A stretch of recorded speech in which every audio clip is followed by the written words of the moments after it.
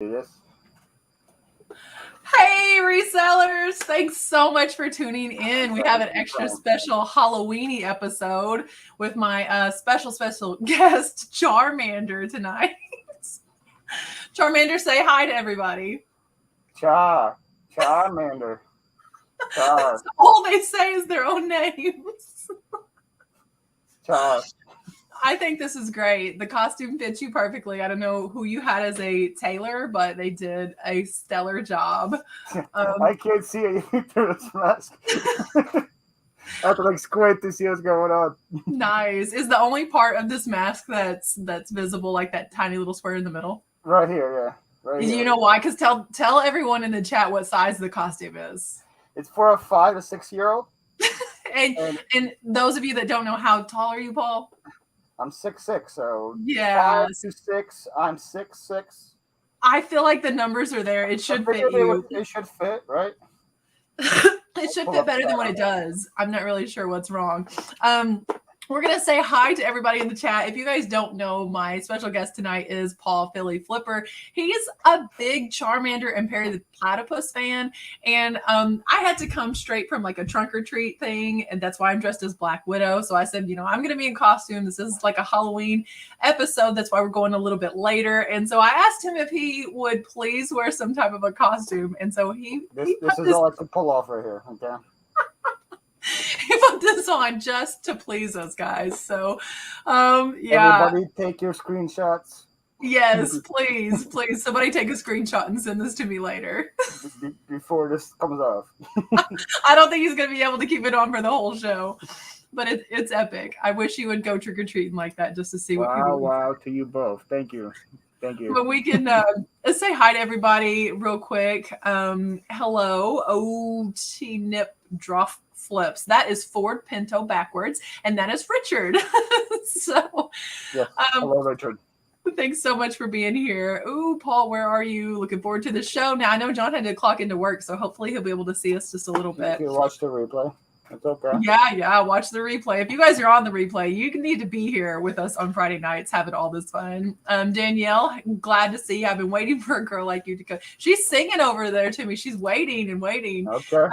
Christy is here. Can't wait to see the superheroes. Yeah, Wool one's superhero, and Pokemon are kind of superheroes, right? Charmander would qualify as a superhero, yes. Yeah, because he's the best. Courtney is here. Hello, Courtney. Super glad to see you. Abel's Treasures, looking forward to the live. Carissa is here. Thank you so much for being here, Carissa. And for Paul, when did you get here?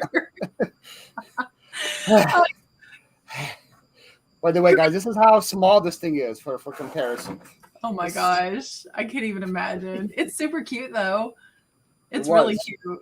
It was very cute. You could stuff it with pillows and have a big plush Charmander. It was the best yard sale purchase ever made. I'm sure. I'd keep the mask forever. Thanks for being here, and thanks for being an awesome moderator as well. Hell's Canyon Hustle is here and able to tune in at a bit of a later time because I think she's Arizona or Utah, if I'm not mistaken. Back on, Paul? No, Danny. The Hoogs are here. Hello. Jesse Shops is here. There's my dad. Hey, Dad. What's going on, Gene? He's going to ask me later where I found so many weirdos for this. Thrifty Spender, good to see ya. Don't want to miss saying hi to anybody. There is Jimmy, made it just in time. Hello. And I wanted to make a special thank you to Jimmy. Dark County Picker was just talking about this live over on his live. If you guys were not over there, you definitely check him out when he goes live. He and Roman were over there after you had just ducked out of there, I guess, Paul. And yes. They were being so super sweet about sending people over here. So I wanted to give them both a special thank you. And then Kat, the nurse Phlipper, went live, and she was trying to go live the hour before me to send over her crowd. And there was miscommunication probably on my part about our show being late. And she stayed on as long as she possibly could. And she's not feeling well. So I was like, that's a true pal to stay on as long as you could. So she stayed on another 30 minutes. So thank you guys if you're here from Kat's channel. I so appreciate you. Beth is here. Hello, everyone. She's probably laughing at your costume. Impossible. I zapped to the bottom real quick. Hit the like, Courtney says. That's a good idea. Designs by Josie. Good to see you here. Wanda, I'm so happy that you're here. Pittsburgh Picker is here. Misha is here. Wow to you both. Do what? She said, "Wow to you both." That's it's a very accurate inference. Can you imagine if nobody has like any experience with either of our channels? They're probably like, these are the two resellers I'm not going to follow. This is my mom. She said we look great. So thank you, Lisa. Appreciate Vicky is here. And Kim D. Adam, hello, loser. Wow. That's what you called us last week when you jumped in the chat. You said, hey, losers. Was that last week? Nah, impossible. Doesn't sound like me at all. Rachel, is that a wig? No, it's not. I didn't cut my hair, although I kind of teased that I did. It's like rolled underneath. And then these pieces I did kind of cut to shape them to make it look more like a bob. And then I sprayed it. That's why it looks like so crazy. It's so frizzy in spots. That's spray paint? It's like a hairspray paint. Yeah. Had to hop on and say hi. The wife and baby boy are sleeping. Oh, Zach, we so appreciate you being here. I know how hard that is to find time to do anything with a baby. So, hey, Roman, long time. Yeah, I just saw him. Carla, what? See, she's not been in a live yet. She's a new subscriber.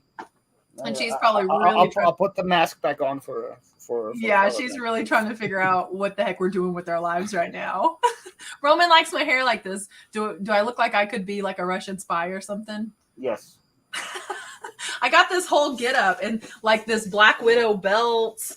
And then I have like this is a harness and it goes down both my legs. And I have like harnesses on the sides of my thighs. Like it's a whole thing. I could be like a Russian spy in this get up. Charmander. Good to see you here, Trevor. Put it back on. Well, they really wanted to see you with it. Rachel, you pull up that look. Well, thanks. I don't see myself going redheaded anytime soon. Dalton, so good to see you. Tim, hey, what did you do? Don't worry, it's not permanent. Definitely keeping it blonde for a while. I have been thinking about going like light pink. What do you guys think about that?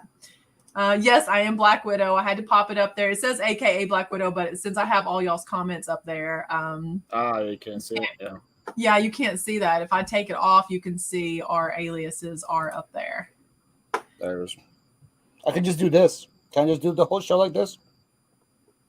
Oh yeah. Like you look great. That could be like a way for people to sleep in class if they just got like a mask on their face and then they could sleep. Yeah. I feel like that would work. Drew, it's so good to see you. What do you think about our get-ups over here? Okay, there you go. Someone came from nurse. Awesome. Back Road Bitter. Chuck is here. A little squirrely. A little bit squirrely, Paul. Interesting. You may be the only person I know that can pull up that color. I don't know. I feel like Kim Possible with this hair color. I think Drew said that later. You look like Kim Possible. Did he say that? Yeah. Speaking of resellers not to follow, don't follow me because apparently I provide no value to anyone. And I'm a sellout because I tried out Hammock. I was going to ask you how Hammock was the other day and if you thought you could get me a deal with them. Sounds very accurate. If you want to try a Hammock, talk to me instead of Drew. Use my code. Well, could someone just give me like a sponsorship with them? That's all I really need. I don't. No. You gotta use my code first and then talk to him. Oh, he did. He said you look like Kim Possible. I thought you meant my Drew said that. Yeah, that's how I felt when I was putting this on. I'm like, I feel like call me, beat me if you want to reach me. You know what I'm saying? Is that what she says? Oh, you're not a Kim Possible fan? No. I am so sad. Trevor says Kim Possible was hot. Oh my gosh. The only Disney show I watched was Phineas and Ferb, hence. And it was Disney. Yeah, it was. And then like a few years ago, they tried to do like a real life Kim Possible, and it wasn't nearly as good. I love Phineas and Ferb. I could watch that all the time. Yeah, like because every time like I have a show and like, oh, you have kids? I'm like, no, I watch it myself. No, that's how I feel like people look at me when I'm in the Lego aisle. I'm like, yeah, sometimes I'm in there buying stuff for my kids, but like my son brought this down to me the other day and he's like, Mommy, when are you going to build this? Because I picked up this taxi the last time we were in Legoland. He's like, you still haven't built it. And I was like, oh, you're right. And he didn't have anything to do. So like I could have given him this to build, but I kind of want to build it later. So. Yeah, I was editing my video for today and this was thing before I met you or knew you were a Lego fan, and there were so many Lego in this yard sale that I just walked right past. And I'm like, when Rachel sees it, she's gonna kill me. And apparently, a bunch of it was like old like vintage Lego too, like 80s, 90s Lego. So, wow! Dang, what kept you from picking that up? I didn't want to count the pieces and Not make sure they're interested all in it. there, and that's Yeah, just I not my do cup like of what tea. Marcus Dixon Pickens, he just gave me a price for all of it. And he's like, because he got tired of Hey, sorting it, I just went and picked it all up from that's him. what I'm planning to start doing. Just get a big tote and just collect it for you, and just say, "Hey, Rachel, this is yours." Yep. I'll drive up there sometime and pick up all the Lego. Whenever people ask me if I'm buying stuff like that for my kids, I just say yes. Yeah, There you sometimes go. you have to. But You see, Trevor, I don't have kids, so what am I gonna just lie? say it was like nieces or nephews, or you know what I always say? I'm always like, gosh, at these prices, you can buy for everyone. You know, that's not technically a lie. All I say is Christmas is coming. I have a mini That's all I Legoland in say. my basement. I'd like to see that sometime. I would like to see it. You say Christmas is coming. Nice. That's all I say. And then, so they assume that I'm buying it as gifts. They don't know I'm buying it to resell for people that buy as gifts. Yeah, just let them figure out from the vague things that you say. So I'm super excited to have you on tonight, Paul. And I understand there was earlier today people saying that they were surprised you hadn't been on this show yet. And I'm like, Yes. what? I personally was surprised myself. While Paul has not been on this show yet, he was my very first live guest, guys. Like one day I randomly decided to go live to try out this camera and my setup. What was it? We were like 2 days before my actual first live. Yeah. And it was like a random Wednesday afternoon or something like that. It was a Wednesday. And literally Paul had just got off of his live. And let me just tell you guys the type of friend he is and why he's just one of my favorite resellers. Just stop I'm it. serious. I was like, Paul, can you go live with me real quick? And he was like, now? And I was like, yeah. And he jumps on and stays on for like, we were 30 minutes behind the scenes, like him walking me through how to use StreamYard. And then another like 30 minutes. And he's like, okay, I really have to go meet these people. Cause like he had stuff set up for the day, needed to take his shipments off and needed to meet somebody for, I don't know, selling some car part or something. But like, I have never, it doesn't matter what time it is. Like, this is probably a testament to you not having kids yet. Yes. It doesn't matter what time of day it is. I'm like, Paul, can you help me with XYZ? How do I do this? Or like, if I upload something and he thinks, you know, you could do this better, or, you know, you need to add this to it. He's the type of person that's going to tell you. So super excited that you are on this show. In case you guys don't know, it's about time, right? Right. In case you don't know the volume of sales that he has, I'm going to let him kind of talk a little bit. And I know you don't want to like super brag on yourself or anything, but can you just tell everybody the platforms that you sell on and like speak a little bit to the volume of sales that you have? I sell mainly on eBay and then Facebook, and then I also sell on Poshmark and Mercari. And if it's a good day, I get about 25 or 30 a day. Nice. And recently, I don't know if it was your best weekend, but semi-recently, within the past month or so, you had a really stellar weekend. And so what did that look like? It's like, I think it was like 3,200 in sales. 3,200, not net, whatever, in sales. And gross, that was my best value weekend. And my best number weekend, I think I had like 98 one weekend in sales. And then 98 like packages going out the door. Yeah. Like a one weekend, you guys. So, I mean, if you're not following him, which a lot of people growing every single day are, I told him, I was like, you're about to just fly past me. I'm going to try. I'm going to, you're like 1,000 ahead of me. I'm going to fly right past you, look like. I don't know about that. Every time I'm like, golly, his channel is just growing more and more and more because a lot of people are seeing the value that he's pouring into his videos, and he does like really stellar edits. So I have his channel linked in my description, and you guys obviously need to go over there if you're not already. I feel like most of these people in the chat are people that are sub to you, but I know not everybody that's watching is in the chat. So if you don't follow Paul, you really, really need to. I'm about to go and sub to myself. Is that possible? Can I go sub to myself? I wish. Derek and Jasmine are here. Hey, guys. What's going on, ATL? Good to see ya. I have all the Harry Potter Lego sets started for my kids, but I put them together mostly. If you ever want to sell those, my oldest is a huge Harry Potter fan. Now he's bought he's had gifted to him most of them, but a few of them he's bought. All of the sets that join together to make the Hogwarts, he has those. So that's so how big is that when it's all put together? When it's all put together, like, you know, the bookcases that they sell at Walmart, bookcases that are probably about a yard wide or so. Two of them together will not fit this. It's longer than that. So whoa. I mean, it's large once you've put all the sets together, because that's how we were going to display it. You need to buy like a special like table or something. Yes, and so currently he's disassembled it because the table that he works on is the only space that we have in his room that's big enough. So he's not disassembled it completely, I shouldn't say, but he's broke the parts back apart. Yeah, makes sense. Yeah, I think we're gonna do like a corner piece that displays those. It's hard. That's the hardest part, is how you display your Lego after you. Yeah, that's what I think. Especially if something that big, it's for sure. Who's this with the orange hair? Looks red to me.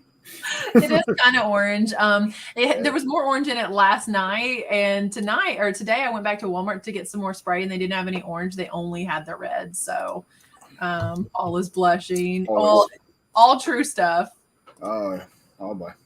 I wear my Tower of Terror shirt that you got me at least once a week. I'll never forget what you did, man. It means a lot. Yeah. I didn't get it to him. I just drove to pick it up. I wasn't a big deal at all. That is a big deal if you drove to pick it up. What good items did everyone find this week? Personally, I found some new floaty sugar vintage flip-flops, and today I found Fresh Produce women's top. Fresh Produce is a brand that Jim was talking about. Produce. Okay, so it's a brand you know about, huh? I got it in a storage locker once. The only reason I thought it was good is because it was in the same tote as like Free People and stuff like that. So I was like, oh, this is probably pretty good. And it sold for like $40 used. Derek, don't be making fun of Android phones. Okay, that's what I'm on. Well, wait, you have an Android phone? Yeah, I'm not on iPhone. Hi guys, it was nice being on this live. I was like, did someone say that in the chat? I wasn't aware I was joining a live hosted by someone with an Android phone. That should have been in my contract. My lawyer didn't know that, Rachel. You didn't tell him that. Told you that. No one told it to my people. Guys, as much as we can sit here and chit chat, believe it or not, there is kind of a point to the show. So we'll get started. We'll kind of get to the point a little bit. I done no prep, by the way, so let me tell you how weird. Then I'll go first on these, and you go second. You better be thinking about your stuff. He's too busy selling like $3,000 and stuff in a weekend. But the weirdest thing is happening on my computer right now. So if you guys see me looking at my actual watch like it's 1920, that's because the bottom toolbar on my computer is frozen. Like it says it's 8:22 p.m. What's 10:18? Yeah, it's 9:18 my time. And it says it's 8:22 on my computer. It's just been frozen down there for an hour, the bottom toolbar only. That's not good. Really know what's going on. So if you see me checking my watch, that's why. So you think you're gonna like freeze or something? The machine's gonna freeze, you think, or no? No, I don't. No, it's been like that for an hour, and it's fine so far. If so, I trust you to carry the show on without me. Oh yeah. Yeah, I'm kind of hoping you're gonna freeze so I can just carry your show by myself. Actually, somebody needs to reboot. Yeah, probably. You're probably not wrong. Got a 90-inch TV and it looks orange to me too. It's probably a little. You guys quit making fun of my webcam. It's supposed to be red, okay? It looks red to me, but I could be crazy. So maybe that's why it looks so Kim Possible. So NC Picker is here. Where did I consistently miss NC Picker's comments, and I promise I am not picking on you. I'm looking for it right now, and it's because he's so short you can't see him amongst the crowd. That's so mean. Get a MacBook. I've been thinking about it. I don't want to. I want to stay. That's what I'm using right now. I want to stay on Windows. We'll see what happens. I feel like once you're Apple, you just go all in Apple. So, like, I got the Apple headphone right now. I got that phone, and I don't want MacBook, the iPad, the watch. I had the iPhone 3, they just work so well together. Like, if I get a text, it comes to my computer. I can respond from my computer instead of typing. It's just so great. Every time I'm dropping, like taking pictures, and I put them on my browser, I just airdrop them right to my eBay app. Okay, that's kind of cool. If you have all of it, it works really well together. Everyone's saying they thought my hair was orange. If I get closer, does it look red? Or does it look more orange? If you get closer, it looks more orange. If you guys want to see what it truly looks like, you'll have to get on my Instagram where I don't have a $36 webcam broadcasting thing. But we're going to talk about... You spent more on yours than mine. Mine was $22.99. Well, I know that I'm getting a laptop and probably within the year. Uh-huh. So Pardon me. So, you know, I don't want to spend a whole lot of money on some webcam and then like I'm just going to be using a laptop here within a few months anyway. But guys, speaking of buying things by the end of the year, if you've been following along on my Death Pile to a Car challenge, can I just make like an announcement here? It'll be here first, and there's a video coming out. You bought the orange car. I did not buy the orange car. I can't commit to the orange car, but I'm there. I'm ready to buy a car. Like, I am ready. I am going to go and count on cash for the car. I just have to find it. Okay. So now you should do like a video about it where you like kind of like Mr. Beast did, but just deposit it with like pennies and just put them in a wheelbarrow. And just take the pennies to the place. They would hate me and not negotiate with me. Give me a Lincoln. And you just give them the wheelbarrow of change. There is a place in New Mexico. Where was that at in New Mexico? Outside of Albuquerque, I think. It's called Tiny Town. And the guy that has created this whole area, he ended up having Alzheimer's when he was older. And the town is like still there, kind of in homage to him. It's just this really neat area. You have to look up Tiny Town if you want to know about it. But the point I'm getting to is he said he always wanted a Lincoln. And once he was diagnosed, he lost his license. He wasn't able to drive. And he took this station wagon that he had and glued pennies onto it. And it's still there at this place in like homage to him. And he said, I always wanted to drive a Lincoln, and glued pennies all over this whole car. Because Lincoln's the president on the pennies, right? Yeah. Yep. Yeah. And it's just like this whole place is just this homage to this incredibly eclectic mind. Like one of the walls is a bunch of bottles built into concrete and all these little animatronic cities and things that he built. It's just beautiful. You're getting me sold on this little town place. It's called Tiny Town, and it's like I said, it's in New Mexico, like on Route 66, right before you get to Albuquerque, I think is where it was. It was so cool. It's just like that's how my mind works, and it kind of reminded me of my dad always tinkering with things too. But it was cool. Tinkertown, maybe that was it. Tinkertown. Yeah, there's nothing that comes up for Tiny Town. Look up Tinkertown. Yeah, it's so cool. Tinkertown Museum. Yes, that's it, and it's so cool. It. All right. You have to book a trip there sometime. I'm leaving tomorrow. Leaving tomorrow on a jet plane. Take some of that eBay money.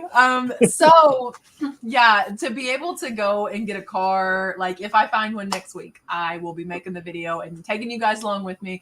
So that's like something that's super exciting that's happening right now. One of the things though was I needed to sell my Lincoln. That's the car that I drove, that I loved everything about it. And a car dealer friend of mine volunteered to take it to auction because, like, in case you guys didn't know, the problem it was having was smoking. And I don't want to put it up. Like I thought about putting it up on Facebook Marketplace, but then people are going to want to test drive it. And what if they take it out on the highway and blow it up or something? Then I won't be able to get anything off of it. Yeah. Anyway, it sold today, and that just kind of like pushed me over what I needed. So would you sold it to like a dealership or something? Or? No, he took it to auction. It barely brought anything. This car is beautiful. What? Like, do what? That's surprising. It would have sold for a lot here. Well, I mean, it's okay. So we have no cars available where I live right now. Really? Like no, my it didn't. Parents are on like a 6-month wait list to get a new car. My warehouse manager has a car that's 5 years old. His dealership just offered to go to buy his car for what he paid for it 5 years ago because they need more cars. His probably doesn't smoke out the rear when you stop on the gas. It has so much title, had like 140,000 miles, but it's like leather, heated and cooled seats, 2 sunroofs, third row seating, like. I didn't get much. All the Russians would have bought it from you, right, Roman? Yeah. I hope I can find another black Lincoln, though, guys. Like, if that's God's will. Did you say they would have bought it? All the Russians would have bought it, yeah. That's not a problem. I hope you guys meet all your goals, and thanks for telling me congratulations on the car. So, but that's not even my good thing that happened on eBay this week. So that is a good thing for sure, but it's not my good thing. My good thing is that this week I have sold more of what I love than I feel like I have in a very long time. I sold so much vintage this week. I sold like a vintage TV, kind of like the one that you just recently sold. I sold like one of those like gaming TVs. Mm-hmm. Nice. Yeah, like the 9-inch, real boxy. Sold it not even very far from here, and the buyer was all in at like close to $100. I sold 3 vintage slips. So like vintage lingerie, I love to sell that. Vintage toys. I sold a vintage slot car track recently. I sold vintage purses, a vintage carpet bag. I sold a vintage Olympic jacket. Like just so much of the stuff this week was not, oh, someone gave me a bunch of old clothes and I listed them all for $14.99 free shipping. Let me get this out of here. It was stuff I actually love to pick up and stuff that like makes me happy to resell. The kind of stuff that like you get giddy about when you see it in the thrift store. I said, the TV's like $100 sale, but like the jacket was $17.99, $22 maybe, something like that. I think it just makes it way more fun if you enjoy doing it. Yes. Right? It just, that's why I hate listing clothes, because I know I'm gonna make money on them. But I'm like, I have a miserable time listing clothes. But like the other stuff, I have fun doing. So like I have fun testing video games. I have fun testing those old TVs. So yeah, it's definitely it definitely has a different like mindset to it when that stuff we have to do it for sure. It kind of goes back to people saying, do what you love, and then you'll never work a day in your life. Like this is what I love. And this is what makes it feel less like work, because like reselling is just the best job I've ever had as it is, especially with you guys as coworkers and with YouTube to share like my story and the things that I learned. Like that all adds to reselling. But when you resell the things that you like, I mean, like I know you wouldn't want to resell Charmander the same as I don't want to resell Lego. If I find it, I'm keeping it. But there are other things that I can find vintage and it's not necessarily for me, but I love it so much. I can't wait to get it in the hands of someone that's going to love it. I'll sell other Pokemon, just not Charmander. I'll list other ones all day. That's not a problem. Yeah, exactly. And I do have a few Lego sets listed right now. It was because they were like duplicates of what I already had. And even those were hard to sell because I thought, well, I could open it up and we could just have the loose Lego. But like this year alone, I bought over 100 pounds of loose Lego. I mean, I don't need more loose Lego right now. But anyway, the stuff that, and that's what Pittsburgh Picker says, my what sold videos are way better when it's stuff I like. And that's so true. AR Edwards Vintage Flips says, crazy I sold old vintage items this whole month. Bittersweet. Yeah, it is kind of bittersweet if it's something that you love. Like old vintage artwork, I will hang on my gallery wall until it sells. And then when it sells, I'm like, oh, I got to go take it off the wall. So that's something you probably don't like accept offers on. You're like, no, you gotta pay my asking price. You have to buy that kind of stuff for me. I'd love to hear what you all like to sell the best. So mine is vintage. Like, what is your favorite stuff? If not, like, what is your favorite stuff? You don't like listing clothes, but what do you love to list and sell? Almost anything else. I list any hard good. I love listing cards. That's why I always pick them up, because I love listing them. So like Pokemon cards, Yu-Gi-Oh cards, sports cards. Just very like nostalgic to me, because I used to collect that stuff when I was a kid. So it's like reminds me of those memories. So like every time I list 50 cards, I feel like I never worked, because it's just how it is. And they sell pretty quick, and you don't get much. You get like $5-10 a card, but it's fun. Yeah, that's true. Danielle says vintage anything for her too. And like, I think that's why I love Danielle's channel so much. And her Instagram feed is because she picks up the same stuff I pick up. Like, I don't know if I could ever go thrifting with her. We would want the exact same things. Like, oh, she has such good taste in vintage. Thank you. Great show the other day. I'm not sure if he's talking to one of us or someone in the chat, but thank you. Oh, Jamie, guys, I've just found out that Jamie lives in the same town as me. It has. So you were not the only reseller. There's 3 of us, Paul, because there's another person. I don't know if Nick's watching tonight. There's 3 of us now. Competition. We're all just gonna be best friends. I can already see it. We're gonna have our own 3-person convention at the city hall or something. The city. Pittsburgh Picker says, I told her, I was like, I'm really nice. Let's go have lunch or something. I promise I'm a nice girl. It's like that sound bit that's like, or that meme that's like, did we just become best friends? Yeah. In the same town. And get this, our husbands are both electricians. Wow. Okay. I know. That's pretty crazy. I think we became sisters. So see, what I learned, that your town, the only jobs are resellers and electricians now. So apparently. Or you could be a pastor. Available. You could be a pastor because there's 74 churches. But lately postcards have been a lot of fun. 74 people in each church as well.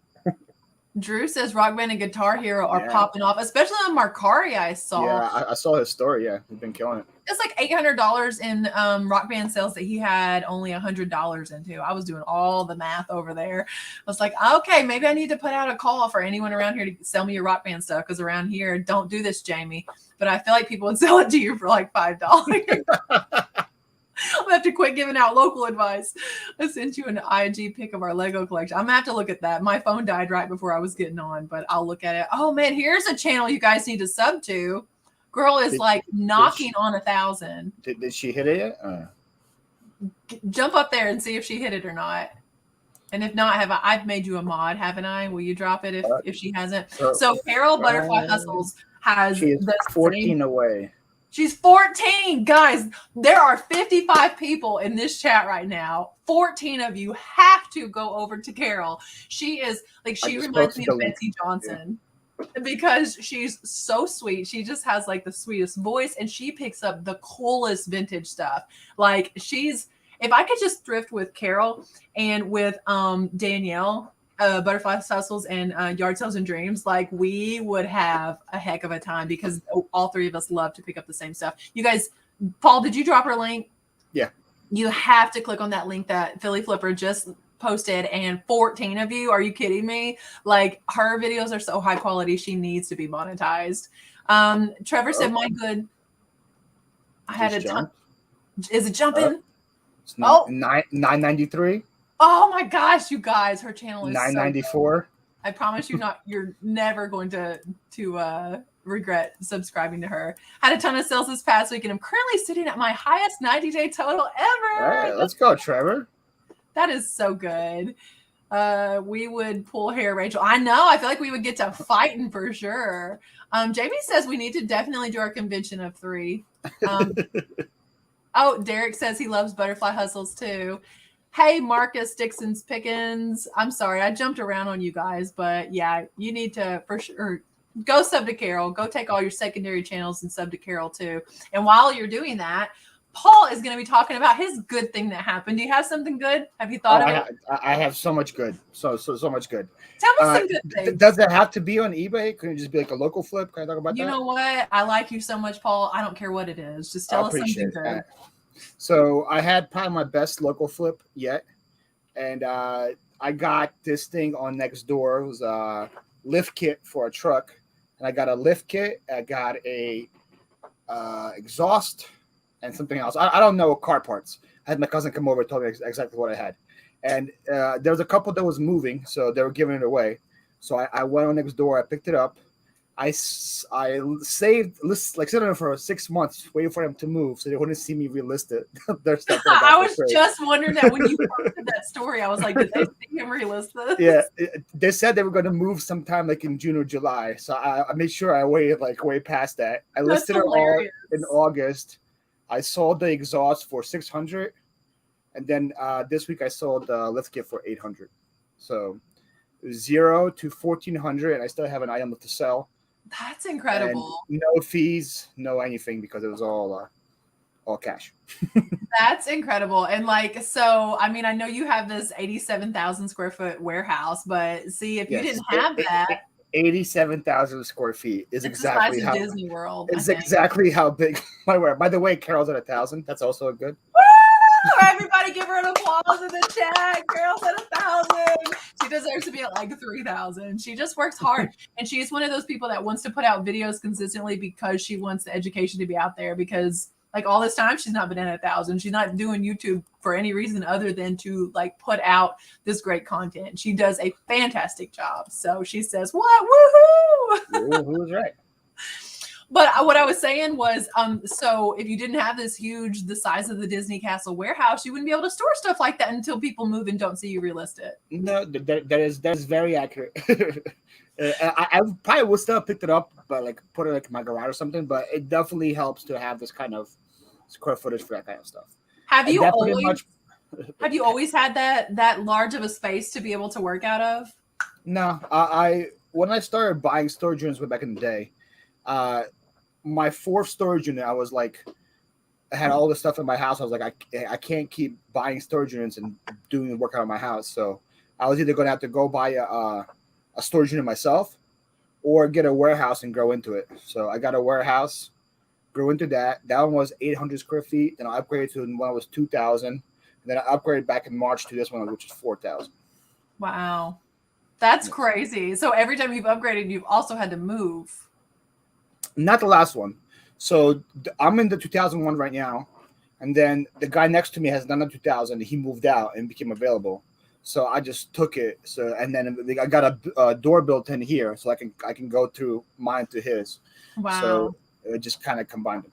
I love that you're not afraid to make that big of a commitment into your business, because like I need to buy a laptop and some video editing software. And I'm like, Rachel, it's going to pay for itself. Spend money to make money. And I mean, that's like, you're making a lot of money reselling right now, but you also have more storage space and like this bigger work environment than really any other reseller I've seen, other than like maybe Mr. Buys a Lot.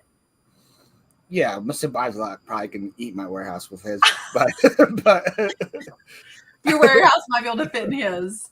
Yeah, it definitely. But yeah, it was just a good deal.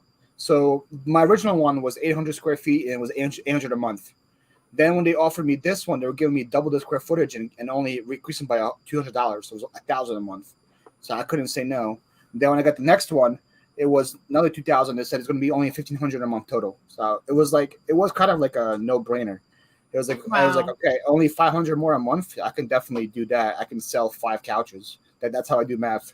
I sell a couch for 100 couches? I was like, I can sell. So good. I can sell 5 couches. I got to say hi to Donatella Botolino. I'm talking about beautiful voices. I've said before, I think in Chris's, that like, okay, you're nodding your head. You see this too? Donatella has a beautiful voice, yes. I said she could read the directions of a microwave and I would listen. Like, a beautiful voice. And we were talking about very soothing. Very soothing. She should read bedtime stories or something. ASMR for real. We were talking about lasagna on one of their auctions the other day. So you would like this, Paul, because you're always talking about food on your channel. And food? Yeah, no. You're always talking about food, especially when you're like shipping lives. But I was talking about how I subbed ricotta cheese, which is, she does not say ricotta. She like puts a G in it. She's very Italian. And ricotta. Yeah. I don't know how she says it beautiful. And I sub tofu for that. And she's like, I can't even talk to you right now. Like, don't ever come here and say that again. Yeah, you cannot say that I make lasagna and then make it vegan. That's just. I had to make it vegan though, Drew, and I love lasagna. And yeah, she said her voice is amazing. It is, for real. She says thank you, even though she told me never to come back in her live subbing ricotta for tofu again. She makes a very good point.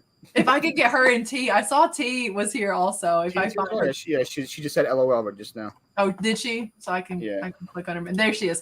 If I could get her and T to make me something Italian and vegan one day, I would fly in just to eat it. I bet you it's like the most authentic thing.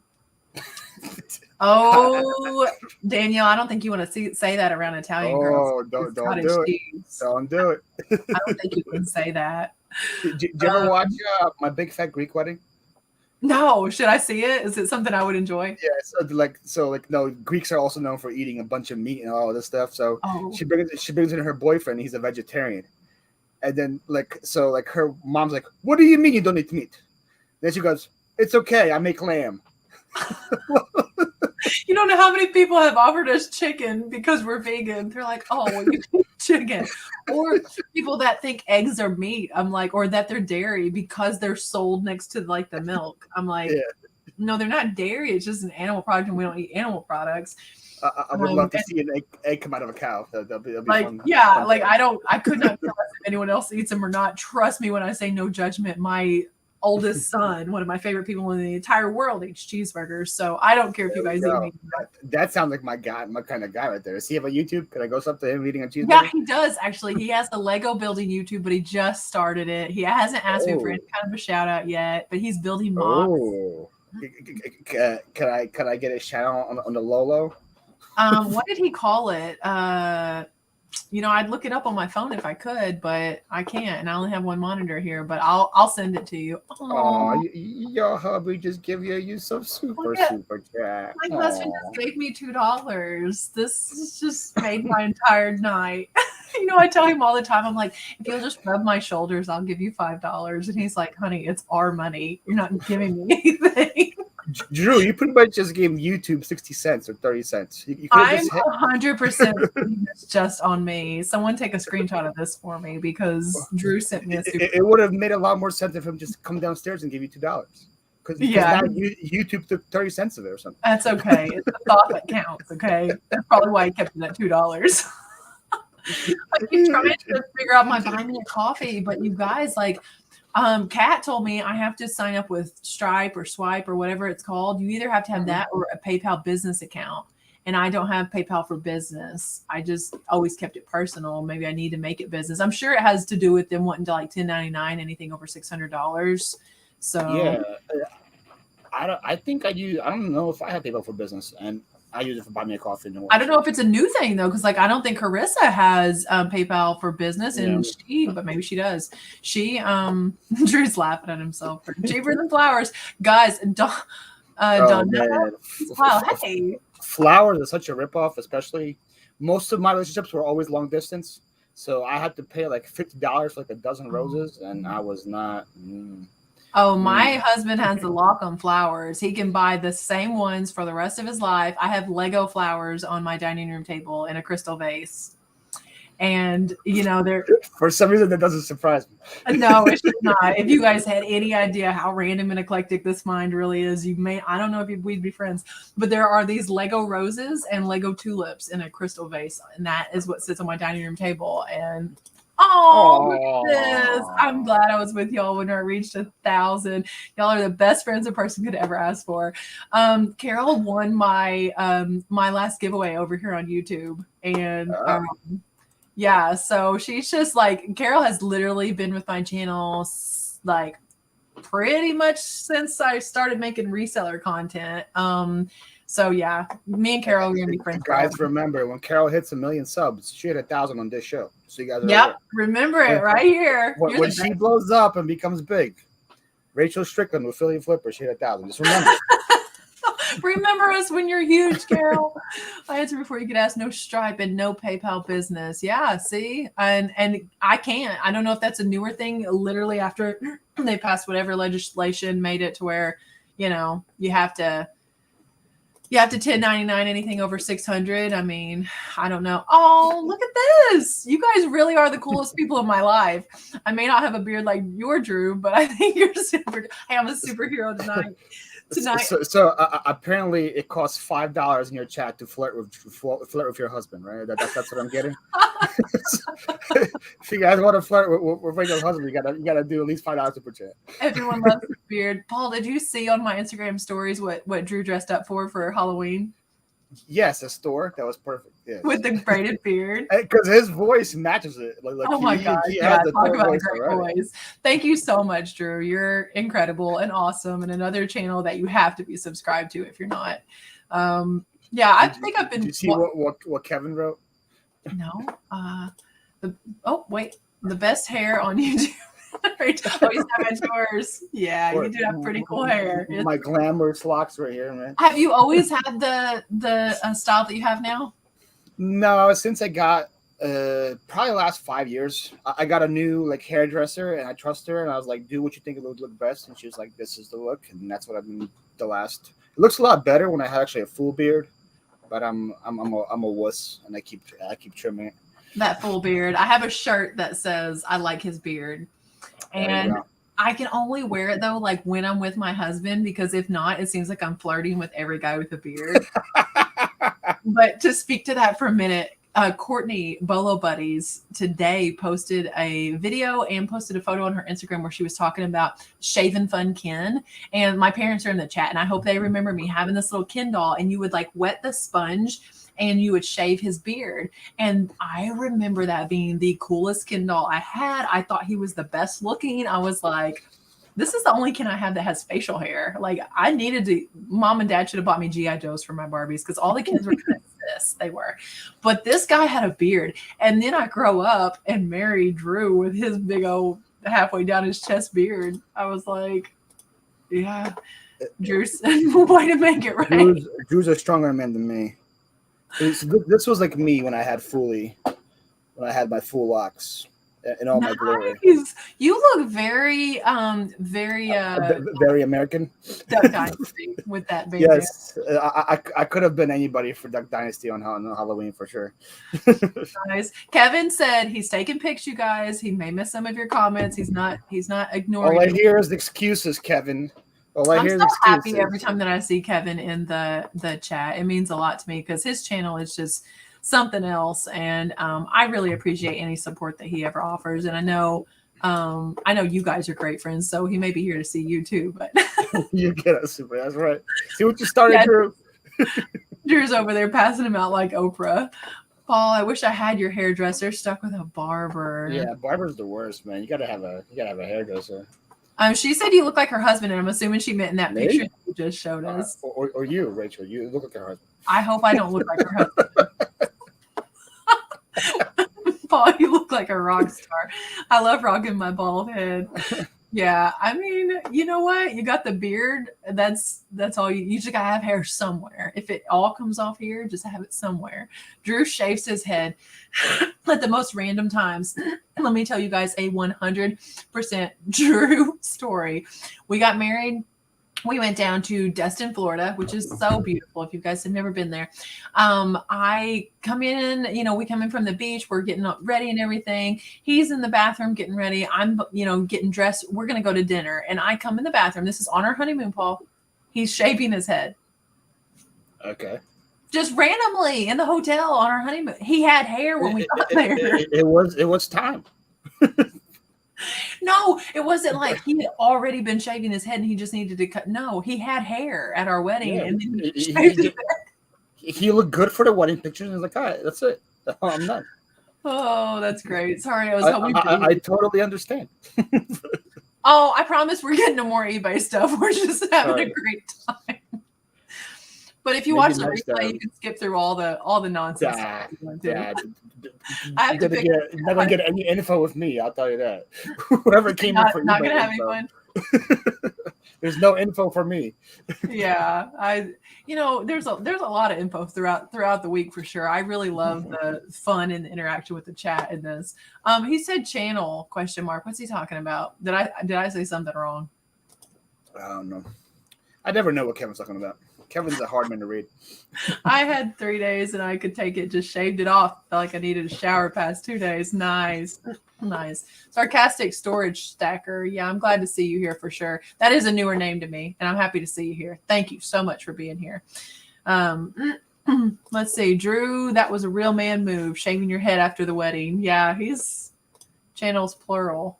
Oh, I see what Kevin meant. He said channel. Okay. So sorry, Kevin. Everyone has their preference of what they want to see, and that's 100% why he made different channels. And I like when he's talking about what sold and what he picked up and everything, like in his shed. I like that a lot. He said plural. I have 3 channels. I know this. I'm sorry. Okay, so sorry, Kevin. Gibby's girls just popping in to say hi. Why does this have to be on a Friday night? I don't know. I mean, I could do lives other nights of the week as well. You guys heard it. Rachel's going live every single night. You just heard it. Paul goes live all the time too. Perhaps we should combine forces here, Paul, and make. I am never live. I don't know what kind of lies you were telling these people. Our AR hairdressers are expensive. Yeah, maybe. Yeah, they are. But mine is so good. She comes here to cut my hair. She comes to my warehouse to cut my hair. Dang, that's special. Yeah, that's really nice. But then, because she's so good, I have she cuts 2 of my friends, so we always play on the same day. So they come here as well. So they have a whole barbershop thing here every 3 weeks. Kevin, everyone wants to know what your 3rd channel is. He has a Commonwealth Auctions. That's his 3rd one. And that's the name of it, correct? Yes. So you guys have to go over there. He says, I have 3. So Paul has plenty of video titles. So this is a little joke. So pretty Inside much, joke there. my video today, the one I posted at noon, my title of it was "Awkward Situation at a Garage Sale," right? Because that's Right. Yeah, I saw that. I haven't watched the Uh, video yet, but I did see the thumbnail. Kevin had one about 2 weeks ago called "Awkward Situations at Garage Sales." I'm doing one this week. And his video did good. So I was like, if I can just take Kevin's title and make a way better thumbnail, which I did, and it will drive traffic, and it is. Nice. I just refreshed, and my video is still 1 out of 10. So thank you, Kevin, for your awesome title. You know what I used to drive traffic to my most recent short was your name, and it's been my. It's been wrong at first. It has been my best performing short yet. I just want you to know that. It could totally be my content. I did put out an incredible. No, it can't be the content. It was definitely my name. That's what it was. Definitely. So I posted this short, you guys, and Paul messages me on Instagram. It's like, nice title, and I look, and the title is the date. I never even put a title. I was headed to my kids' field trip, and I was like, oh wow, that's what a loser. And so then, as a nod to him, I was like, how I make my office cleaner than Philly Flippers. And then later that night, I'm like, okay, I thought you were a good friend for pointing out that I had the date as my title, but you couldn't tell me I spelled your name wrong because it said. And I was like, it was spelled wrong. I'm putting your name in my next video, Paul. 100%. Everyone in the chat, Paul gives you explicit permission. Yes, just these 54 people. Just tag my channel at the bottom, Danny. You can do whatever you want. Barely have time for one channel. If I'm lucky, I make one video a month. Yeah, I mean, he doesn't sleep though. I don't think, does he? No. So like, while I was hanging out with Kevin for about like 4 or 5 days, I don't know. And during every like moment possible, he would be talking to people, but at the same time, he'll be editing something on his phone. Like he'll be hanging out with me, Misha, Carissa, but at the same time, he'll be editing. While when I was driving him, whatever around, he would be editing while I was driving. Kevin is insane. Kevin's a robot. Kevin's a 4'3" robot. That's what Kevin is. So I'm going to tell you guys, I'm going to get to a bad thing that happened on eBay this week. Okay. Pardon me. Hang on just a second.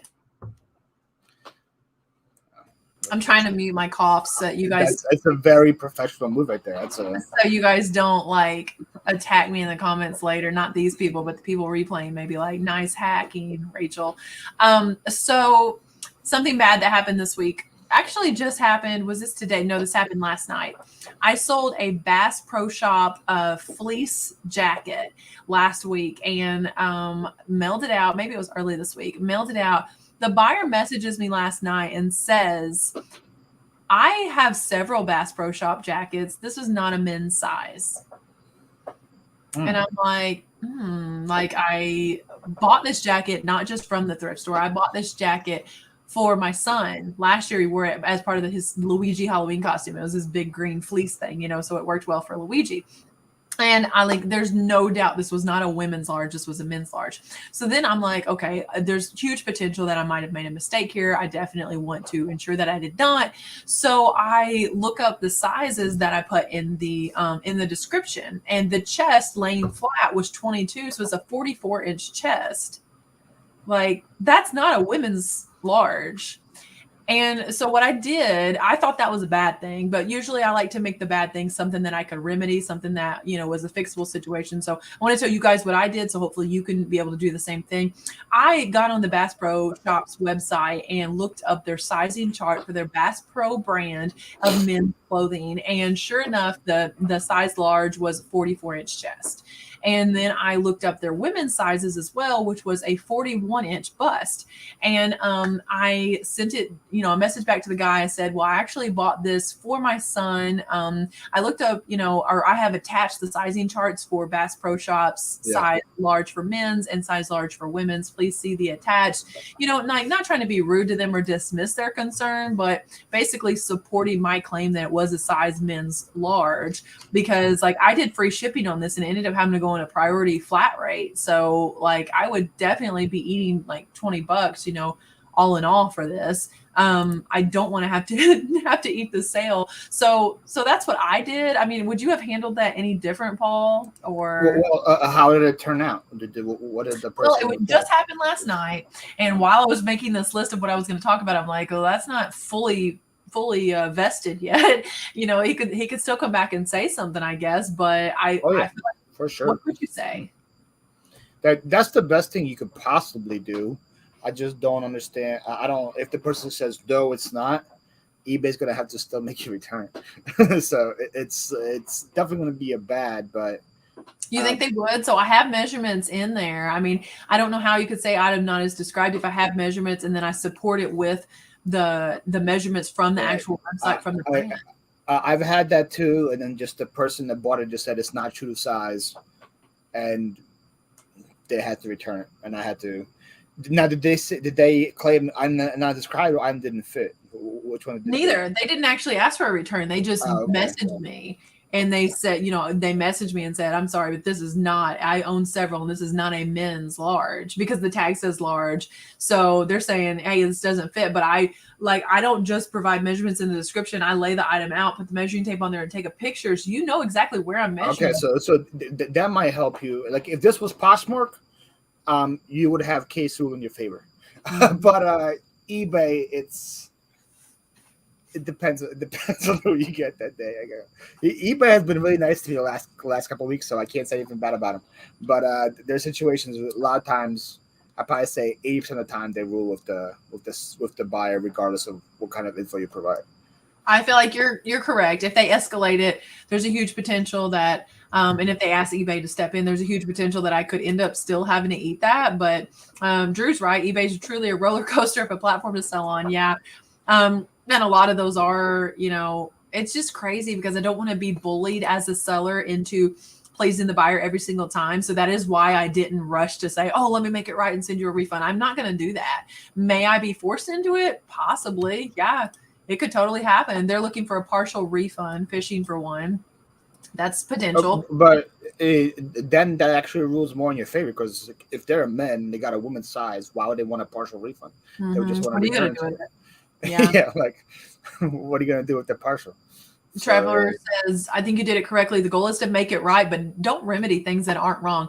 Someone told me once not to apologize for something you didn't do wrong. And they told me that in the beginning part of my real estate career. And I was like, it was my broker at the time. And I thought, wow, okay. I never thought about that. How many times you apologize? Oh, I'm so sorry. And you didn't do anything wrong. Like even something as basic as leaving a aisle with your grocery cart and someone else flies past and almost hits you and you're like, oh, I'm sorry, because you're trying to say it out of politeness, but we get in the habit of apologizing for things that were out of our control. We didn't do wrong.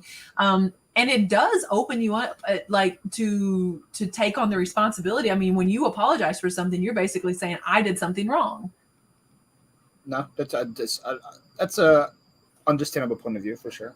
So I don't know. You can still say I'm sorry that it didn't work out as well as you hoped or something, but don't admit fault in the apology.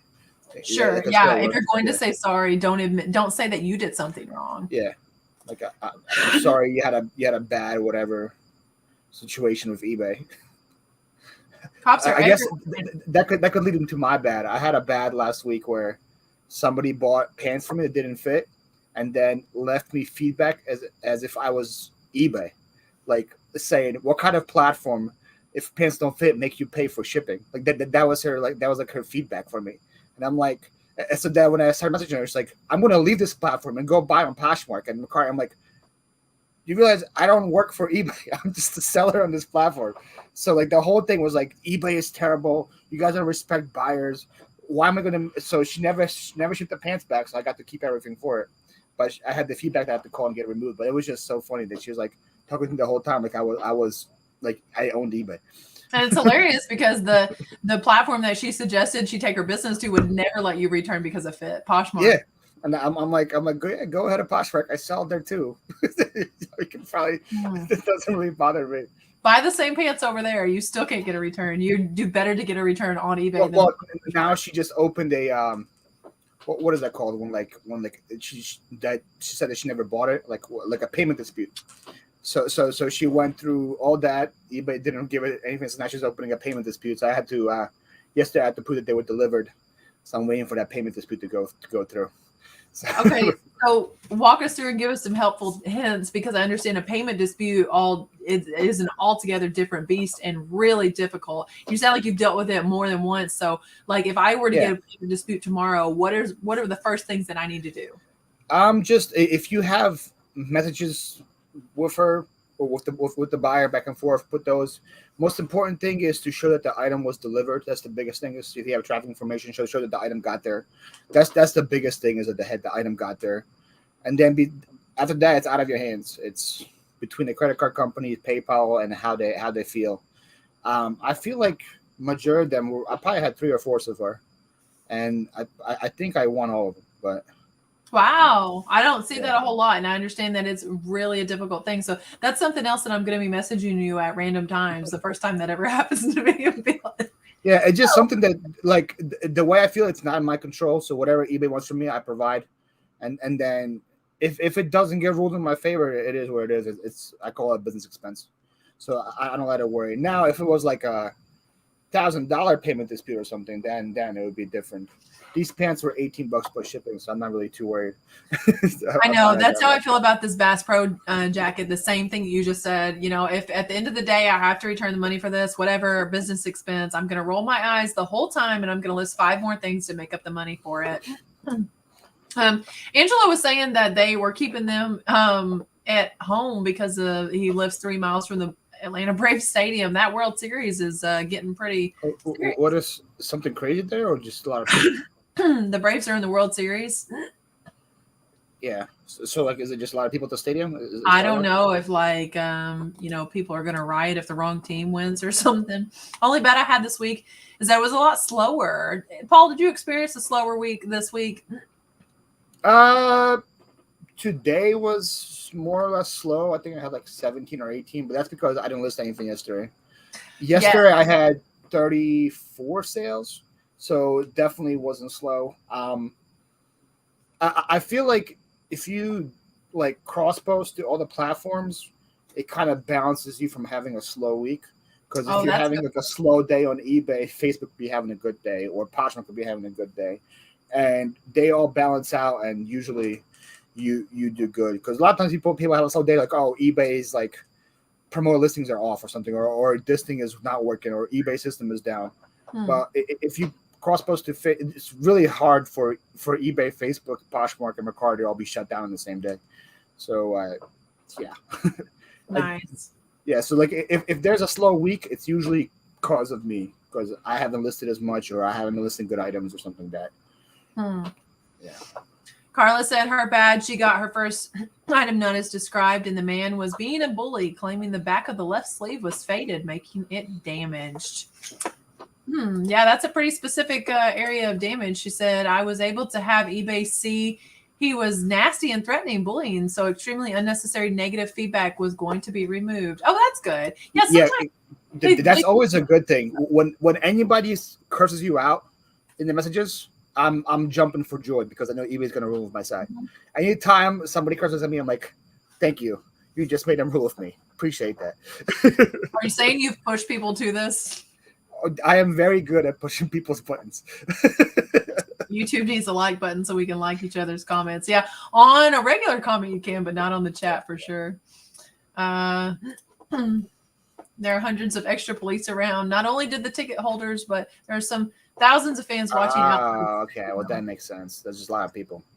I'm so tired. Oh, I want to make it another hour. He has a job. Let him go to bed. Poor Baldy. He's so tired. I hope he watches that in the replay later. I hope so. Somebody clip it and send it to him, please. Yeah. I have 2 negative feedback, and both are items I sold as is for parts. Yeah. Golly. What jerks. I just tell them return it. I've had so many buyers fishing for partial refunds. It's crazy. I tell them to return it, and they never do. That's good. If they don't follow through on their part, I mean, you get to keep what you sold it for. Okay, I officially just listed my first 2 items on Mercari. Go, Brittany. That's awesome, Brittany. You're the MVP tonight. Let's see here. Oh, Carissa has a good idea. Hit the thumbs up, you guys. Do I have I to heard as that well? that's the key to making your sales go crazy this weekend is if you get on Rachel Live and hit the thumbs up Friday night. It just I thought I was having this guy. I thought this was the key. I mean, that's kind of cool, but it's not like he doesn't help. Kevin's listening, so he doesn't even know that we're talking about enemies. Yeah, right. You can just say this guy, then he has no proof. Oh, both are over a year ago, and customers fishing for. Well, if it's over, what is it, 6 months, and the negative drops off anyway. So, no, 12 months, 6 months. Is it 12? 6. It's 12 months, but it also doesn't like a lot of times we focus too much on the negative feedbacks. And to be honest, if you sell enough items, if you have like 1,000 feedback next to you, and you got a couple negatives, it's not going to hurt you. I have like 6 negatives right now on my account, and it's not hurting me at all because exactly I have almost 2,000 feedback now. So 6 people out of 2,000.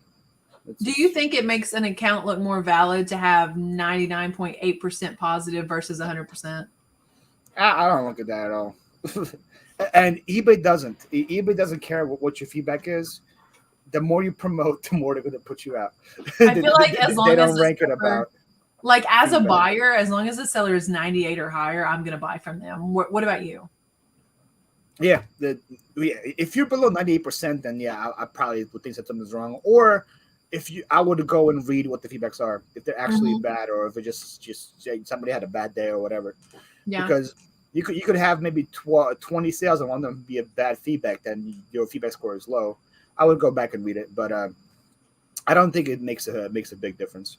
I just bought a soccer jersey for my son, a $40 soccer jersey from someone with 100% feedback, and they, it said it was shipped, and then the classic USPS is waiting the item, and after a week, I'm like, why have you still not shipped this? And then finally, after the second message to them, I get a message back, my mom listed this, and she's in the hospital, and I'll go check with her. And I messaged them back, and I said, you have listed other things to your account since I bought this.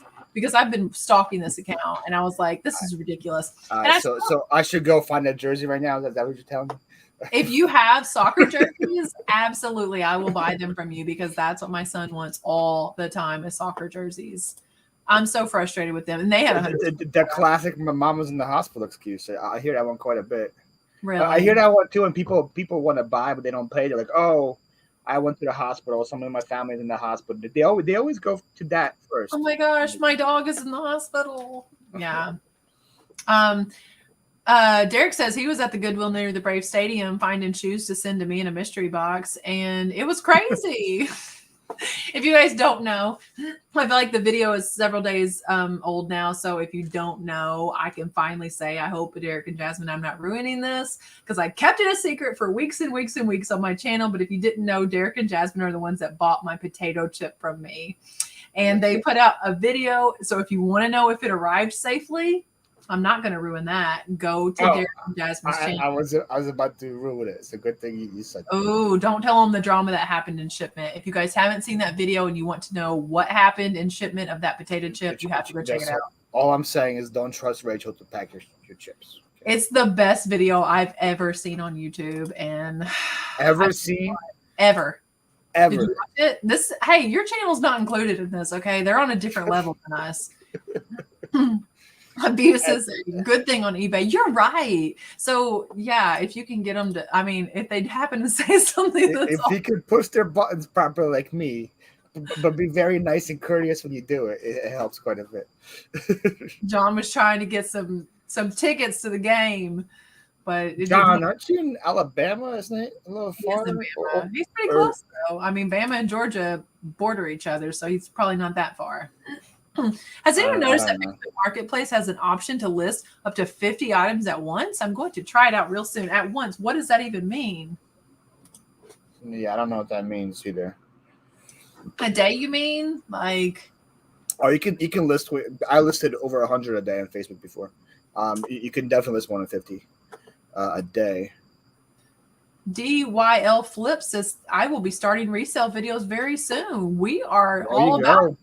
You go. I think it's Dill finds. Dill finds. Yeah. What's the chip's name? I have Team Russia soccer jersey. There we I go. don't think he likes who does what's his name? I don't even know these people. Ronaldo. Who does Cristiano Ronaldo play for? He plays for Man U now, but it's on his 4th or 15th now. He watches like PSG, and I don't know. Does anyone wish you could put 100% feedback in the title? Sometimes I wish it could work like that when I'm buying something. Can you put that in the title? Have you ever tried? Well, that would be a lie. I don't have 100% feedback. Yeah, But I have one negative. Thank you. I will be start. Oh, I've read this one. I'm so sorry. So last week when I had Adam Baldypal on, John says he works an hour from the stadium. I played a game with him. Name is Dylan. People call me Dill or Dill Pickle. Oh, that reminds me of Rugrats. I like that. Dill Pickle. That should be your name. YouTube name. Dill Pickles Finds. Pickled Finds. Dill Pickled Finds. Yes. Pickled Vintage. There we go. That's pretty interesting. I would click on a channel named Pickled Vintage. Look at this free YouTube brainstorming session you're getting over here, Dill. You're welcome, Dill. You can't get this just anywhere. Only on Rachel Strickland's live. When you make 1 million subs, remember us. Carissa said she linked to your YouTube link. So, and she was the second sub. So if you guys want to go sub and give Dill some encouragement to be creating some reseller content. Where is that link at? I don't know. Look in the comments or what? Nick and Gary? No, that's not it. It's the only one I see is Nick and Gary. Don't know yet. He doesn't know the name yet. We're going to let the viewers name him. Hold on. I have to go feed him now. You just said no. No to what, Drew? The pickled picker. I think I've seen somebody have the name before. How many picks could the pickled picker pick if the pickled picker could pick picks? Oh my goodness. Please don't do that again. You have to say that slow. You try it, Paul. Okay, so speaking of trying things, last week I was telling you guys I had Adam Baldypal on here, and I had a gift to give him. I made a game for him, okay, because he always makes everyone the coolest, best games over on his live, which happens every Wednesday night, and everyone loved it. And so many people this week have been messaging me and saying, Rachel, are we going to have another game on Friday's live? Are you going to do some type of an intermission? And I'm like, I can't do a game because that's Adam's thing. I don't want to take from his channel. Like, that's his thing that he does. My game for him was a gift because he does games for other people. I wanted to do one for him. So I don't know what the intermission is going to be. I am going to think of something super, super cool. I don't know what it's going to be, but I had to think of something tonight because everyone keeps asking, what are we going to do for intermission? So I come up with kind of a cool thing. Paul, I need you to get a piece of paper and like a pen or a marker or something. This is how much I care about you, Rachel. I took one of my thermal labels. Oh, I'm going to use a thermal label as my paper. Okay, this is how important your show is to me. Okay, just so you're aware. Okay, listen. I'm going to try to reprint on it after I write. This includes you, chat. So you got to listen. Everyone in the chat, you're going to play along with this. Okay, so it's kind of a game, but not really. Because I just don't want to do Adam's thing. So Paul, without saying it, okay, don't say anything. I know that's hard for you, but don't say anything. Hold on, let me go on mute so I don't say it. Okay, perfect. I can't hear a thing. So I want you to think about what your best pick was, or one of the favorite things. Shut up, Kayla. Okay, I'm back to. So you give free labels. I want you to. If you have a UPS business account, you get free UPS labels. Yes. Nice, because he ships everything through UPS. In case you guys were wondering. So anyway, I want you to think of your favorite thing that you picked this week. Okay, like think about all the things that you picked, and I'm sure it was a lot. It might not have been like pickled vintage style picking, but you probably picked some good things. Everything that you source, think about one of your favorite things. Okay, I'm going to give you 10 seconds. 10, 9, 8, 7, 6. Okay, I'll give you a few more. And think tell me as soon as you think of something. Like I can think, I'll give you an example. I was thinking of the Hoogs this week, and I thrifted 2 sewing machines. Okay. Wow. Yeah, I got one for $20 that will sell for close to 100, and one for $6 that'll sell for like around 100. So great pickups. I want you to think of something that you picked this week. And here's what you're going to do. Do you have it in your mind? Do you have something? Yes. Okay. Put that paper on top of your head. Do I have to write it down or just? No. Put that paper on top of your head. Get your little writing utensil. Write that on? No. Okay. Hold it still, okay? I want you to draw a picture of what it is, okay? While it's on top of your head. All right. I even know. Okay, I gotta like. You dropped your paper behind you. Your label's not on your head. Okay. I got the paper. You said you already thought of what it was. No, I just saw. I want to see like a picture of what it looks like. It's a weird thing. Hook said yes, sewing machines. Yeah, one of them was a serger with like 4 different feeds on it, and one of them was a vintage sewing machine. That was really cool. All right. Okay, so stick it up there, and you have 30 seconds to draw a picture of what it is. Okay, you're not going to tell us. Getting permanent marker in my hair, but I think it'll be fun. Your hairstylist is going to be like, "What exactly happened here? Why is where's the paper end? Right there. Okay, good. You're wishing you could tell me to draw this like freehand right now, and it would look terrible. Just so no, really this is much better. This is much better, and there's potential that you could be a good artist. So I needed it to be like this. Oh yeah. This is how I figure it out. Danielle says it's going to be shoes. Let's see. Someone's thinking. I think I just drew my hair.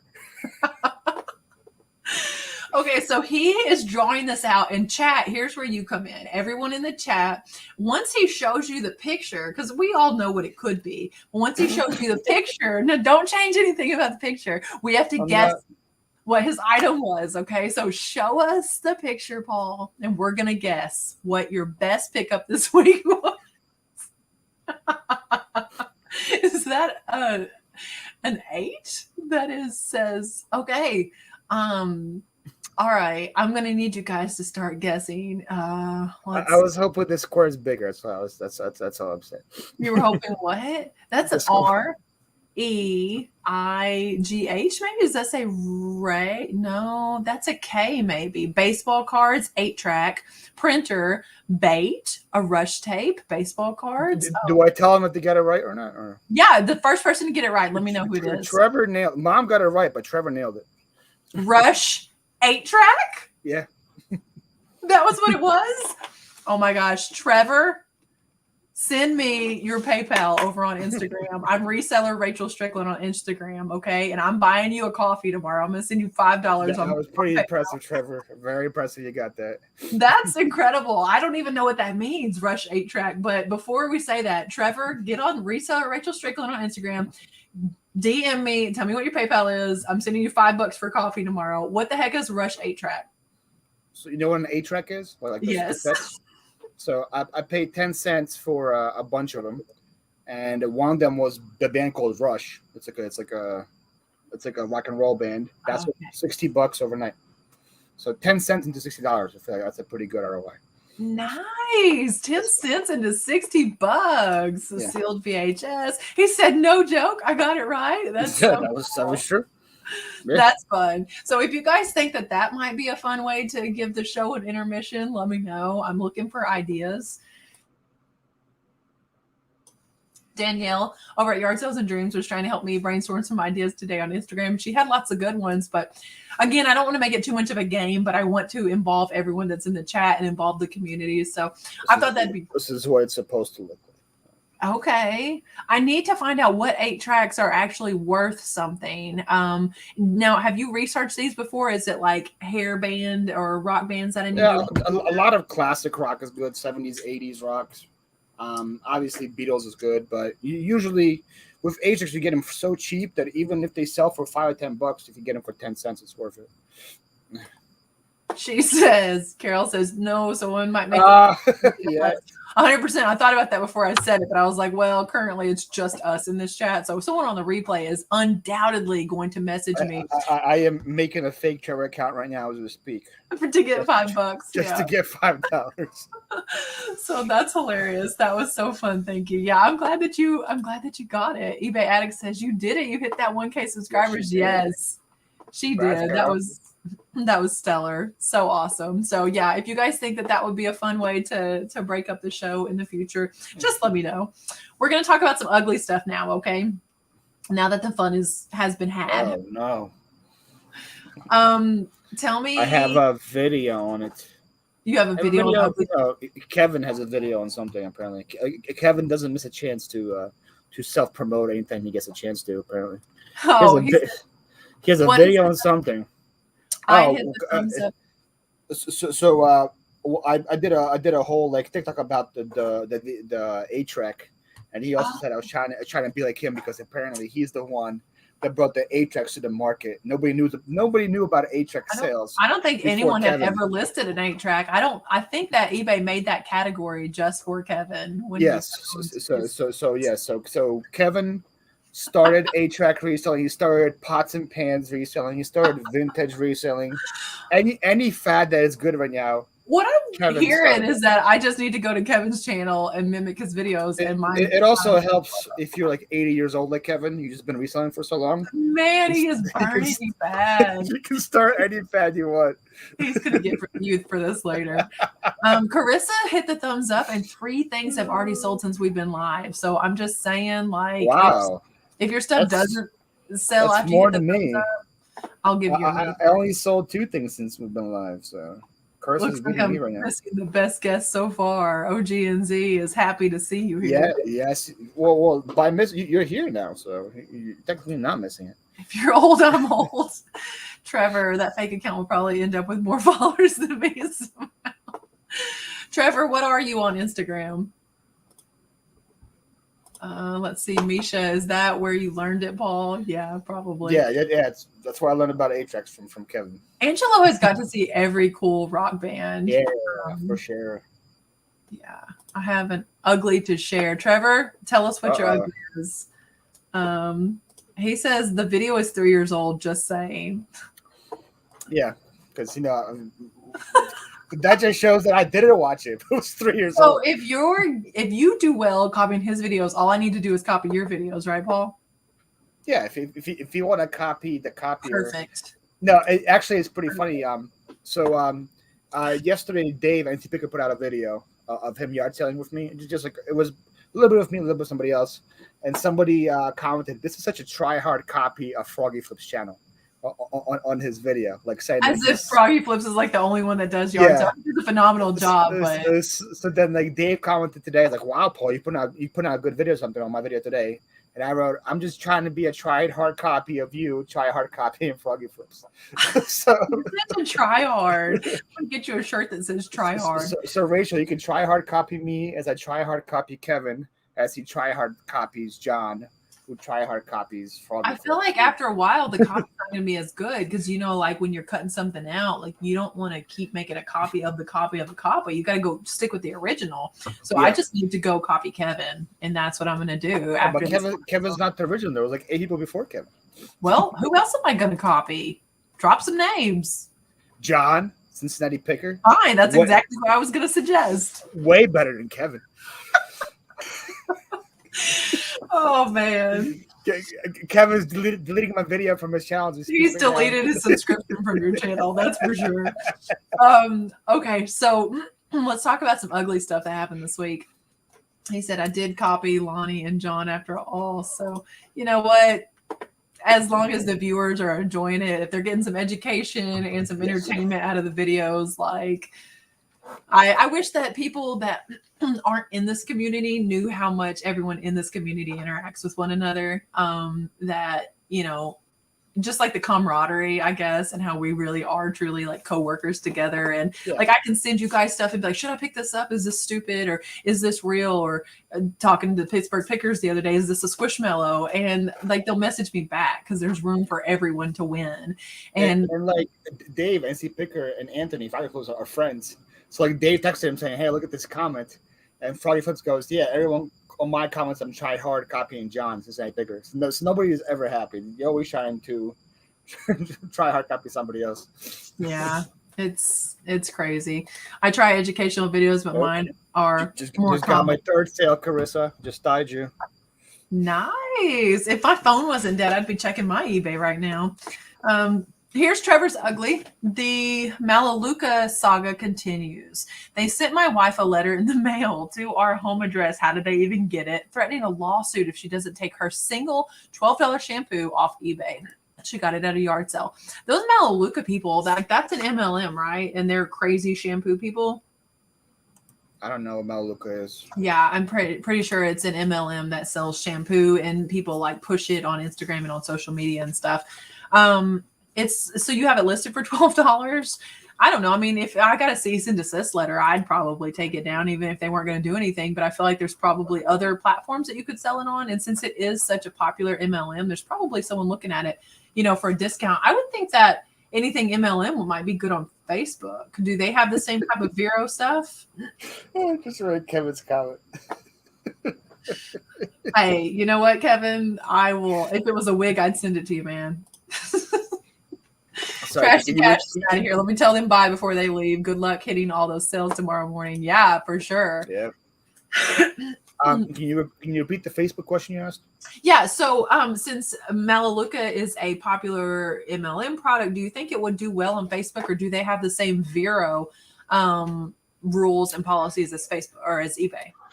I don't know if they have a Vero rules. Facebook has a very powerful robot SEO kind of thing that searches various things in your titles or pictures that look off, and then they just take them off. So there's a lot of times that isn't legal, but because you put in the title, like the one I always mention is I had an IKEA serving dish that had a mackerel on it, right? Just a fit mackerel. Yeah. And they kept taking off because they thought I was trying to sell a live fish. Quit trying to sell fish. Yeah, they're like, "Why are you selling animals, Paul?" I'm like, "I'm not." And every time I try to request it, they just go back to the computer and they do it. So if that word is on their ban list, then they would not allow you to put it on. So yeah. But it might be worth. Drew says your shampoo is poo, so just take it off. There we go. Listen to Drew. Drew's never been wrong. We don't really care about the $12, but we like to dig in our heels when people get nasty with us. I understand what you're saying. Sometimes it's about, no, I'm not actually no. But I'm telling you, if they've got their lawyers involved and there's an actual cease and desist letter, I don't know. It's not worth digging in at that point. He says my wife reached out to eBay and they told her to disregard any correspondence received from sources outside of eBay. They aren't a Vero item. I have heard that as well, that they'll say, some companies will come after you because they think that will cause some friction. For example, if people start selling these online right now, Kevin can message them saying, "Hey, Animan is there" or whatever. But if he has no proof, then there's nothing eBay's gonna do. Yeah, Carissa's ugly was a lady getting really ugly with her about. Oh yeah, she told me about that. Yeah, the $5 mask, and this lady she made 75 cents if that on it, and this lady's like, it was delivered to the wrong address. And Carissa, I wish that I had remembered, because I'll tell everybody in the chat. If someone tells you, hey, this says delivered, but it never came here. When USPS scans an item as delivered, there is a GPS that will show exactly where they were, their actual global positioning when they scanned it. So, you might reach out to your buyer and tell her that, since she's thought that you couldn't care less. You might tell her that you've researched it, and that whoever sent it, as scanned, whoever scanned it as delivered, I should say, there's a GPS that shows where they were. Danielle's got to get to bed. She's got to get a disc golf tournament in the morning, and we're down to Winchester for this one. Bring my mud boots. Oh. Gino Fines is here. Oh, hey Gino, how's it going? Misha says that's a cease and desist letter. Misha says you sell that shampoo, Trevor. You sell the heck of that shampoo. You sell it more if you can. Yeah, find more of it. Get all the Melaleuca you can. And I understand people that leave that company are not happy with it. So I've never heard of it until just now. So Tell me your ugly thing that happened this week, Paul. The ugliest thing I could think of happened is I bought a pair of Jordans at a flea market for $20, and they looked pretty good, and they sold on eBay for $180, and they were fake. So it is what it is. Since they sold for $180 and they were Nike branded, they go to eBay for authentication first. Yeah. So how did they handle that when it came through fake? I got like a return case opened and accepted right away, which I was like, what? Like I never had that before. So I had a return. So I got a notification: return case open, return case accepted.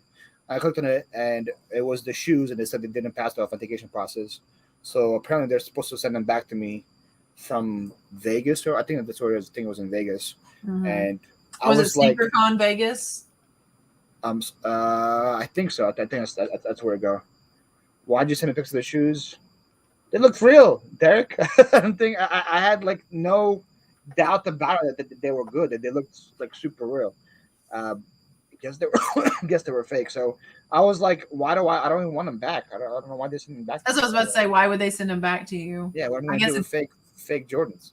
I mean, it's your property, but sell them on Poshmark, right, Derek? That was what I should do.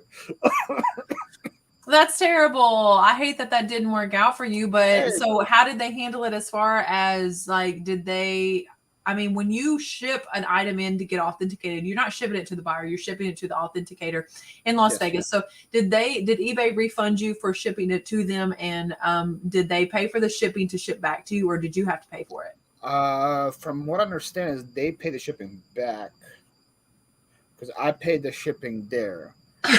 which kind of sucked because Vegas is far from me, so I can't use USPS because the guy who bought it was in New York. So I usually just put it in a shoebox, send it to New York.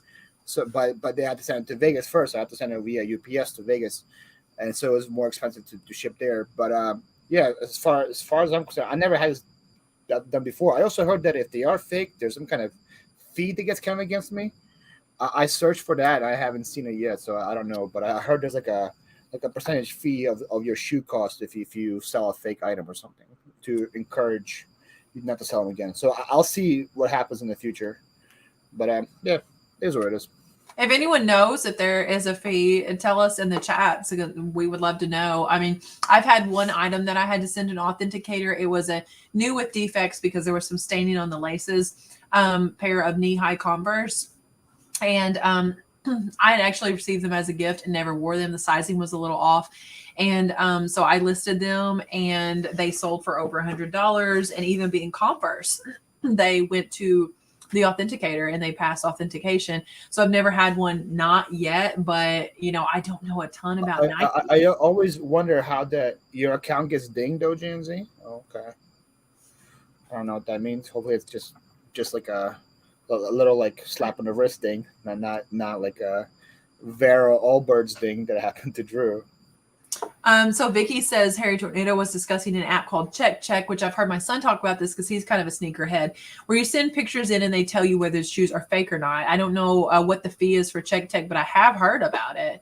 And I'm sure you have to send probably pictures of the shoes, pictures of the tags. Knee-high Converse are selling for $175 to $225 right now. I know. And when I sold them, Drew, I sold them at $125, and that was the market at that time. And that was a few months ago. That is how fast that market is advancing right now. I'm not sure what celebrity must have been pictured in knee-high Converse. And then I sold a white pair following that were very stained for like $80. It's probably some like TikTok star did like a dance with him or something, and now someone has to have been pictured. It's just that like simple to take off. I mean, they're Drew, not. Do you know anything about like fees if I send fake shoes in? I think Drew will probably know this really well. Yeah, Drew, tell us if there's fees. Now, I know when he sold the Golden Goose jacket on Poshmark, he was impressed that they paid, I think, for the shipping back to him. But he was kind of the same school of thought as you. Why would I want this jacket back? Yeah. What am I going to do with it at this point? 3 more states and I'm clear. She said, I thought she was going to say 3 more sales on her. I was like, what is going on? Of course, I got 3 more sales. Stores blowing up. I think $3 per shoes is what Vicky says. So that may be worth it. I mean, you figure that in with your cost of goods when you pick up a pair of shoes and you're unsure about them. I wasn't even unsure about them. Did they all cheap to check out. I don't know if authentication eBay is, so I'm not sure. Okay, got it. Because you're responsible. Drew said he hadn't had any fail Yeah. authentication yet, so he's not sure. They said And then- you send this for eBay, for the buying part of eBay. You know, I understand that part, but then like, how is my account gonna get dinged? And if it had got dinged, I haven't felt it yet. I'm getting the same amount of sales I usually get. And it may just be one of those like a community strike, you know, if we're talking about it in YouTube terms, like here's you did something that you weren't supposed to, you know. Kevin suggests that it was Josh Hairy Tornado that was photographed in the knee highs, and that's that makes a lot of sense. Price. Yeah, Josh in the knee highs would go up to like his neck though, so that's. I'm sorry, you guys have to see me cough. At least you don't have to hear it. Everyone's a celebrity. I was in the knee-high Converse. Paul was in the knee-high Converse. No, definitely not me. May know. Dalton, if you're still in the chat, if you're still... No, he said good night like 2 hours ago. I'm such a loser. I'm sorry for not keeping up with that. I've used it. It works. Average of $2 per pair with check. So he says average. Does that mean that the prices vary? Or she says, I'm sorry, designed by Josie. Does that mean that it varies by the shoe?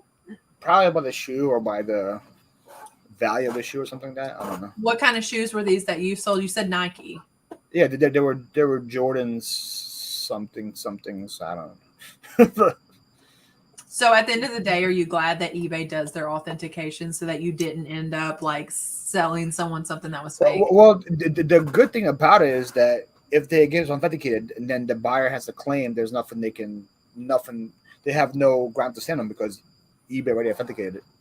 So it kind of eliminates the wild west aspect of it. So I definitely like that they're doing it. It definitely makes sense. Also, the people that are buying it feel more comfortable if it gets authenticated before it gets to them. Oh, and yeah. I sell probably 30, 40 pairs of shoes a week. And this is the first time that it ever happened to me. So it is what it is. Did Dennis just get internet? Or is he working off the internet on his phone? I don't know if you guys know. I mean, he's kind of near where you are, but they've had this nor'easter that's totally blacked them out. No internet or anything. I don't guess you're having the same. It kind of like missed us. Like it was supposed to rain here all day yesterday, and it barely rained at all. Man, it's just windy and stuff, but like nothing crazy happened. We had tornadoes around here, and we had like an hour north of us. There were some tornadoes. So, and then a couple days later, tornadoes in Missouri, impossible. Yeah, with power and internet. Praise God. I'm glad to hear that, Dennis. I sourced something the other day that I'm sending to Dennis, and if he saw my video, he might already know what it is. But it was just so him. I saw it, and I had to get it for him. Is it a Cape Cod chip? No, it wasn't. It wasn't. But if I see Cape Cod chips, I'm gonna think of him. I don't know that we really have anywhere around here that sells those. You don't have Cape Cod kettle chips around you? I mean, I've seen them and I've seen like the advertisements and stuff, but I just don't know that. Cod, they're so good. Those chips are so good. You get discounts on check the more you use it, so that's why you say, or she's saying that there's like average. I don't know. I might look into it because my son is super into sneakers, and he's already picked out 2 pair of Yeezys he wants around Christmas time. Damn. I know. He wants your son bougie. He is so bougie. He wants the MX Oats that dropped like last week, and I'm sure they're already a ridiculous price. And then the Belugas, the new Belugas that like pay homage to the old ones, come out 2 days before Christmas.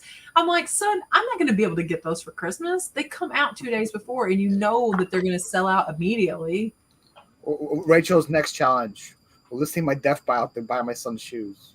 That's a lot of these he buys himself. He said he wants those 2 pairs, so he's like, "Can I get 1 pair for Christmas?" He wants that as like his big present. It's not like he's asking for that and a new iPad or whatever.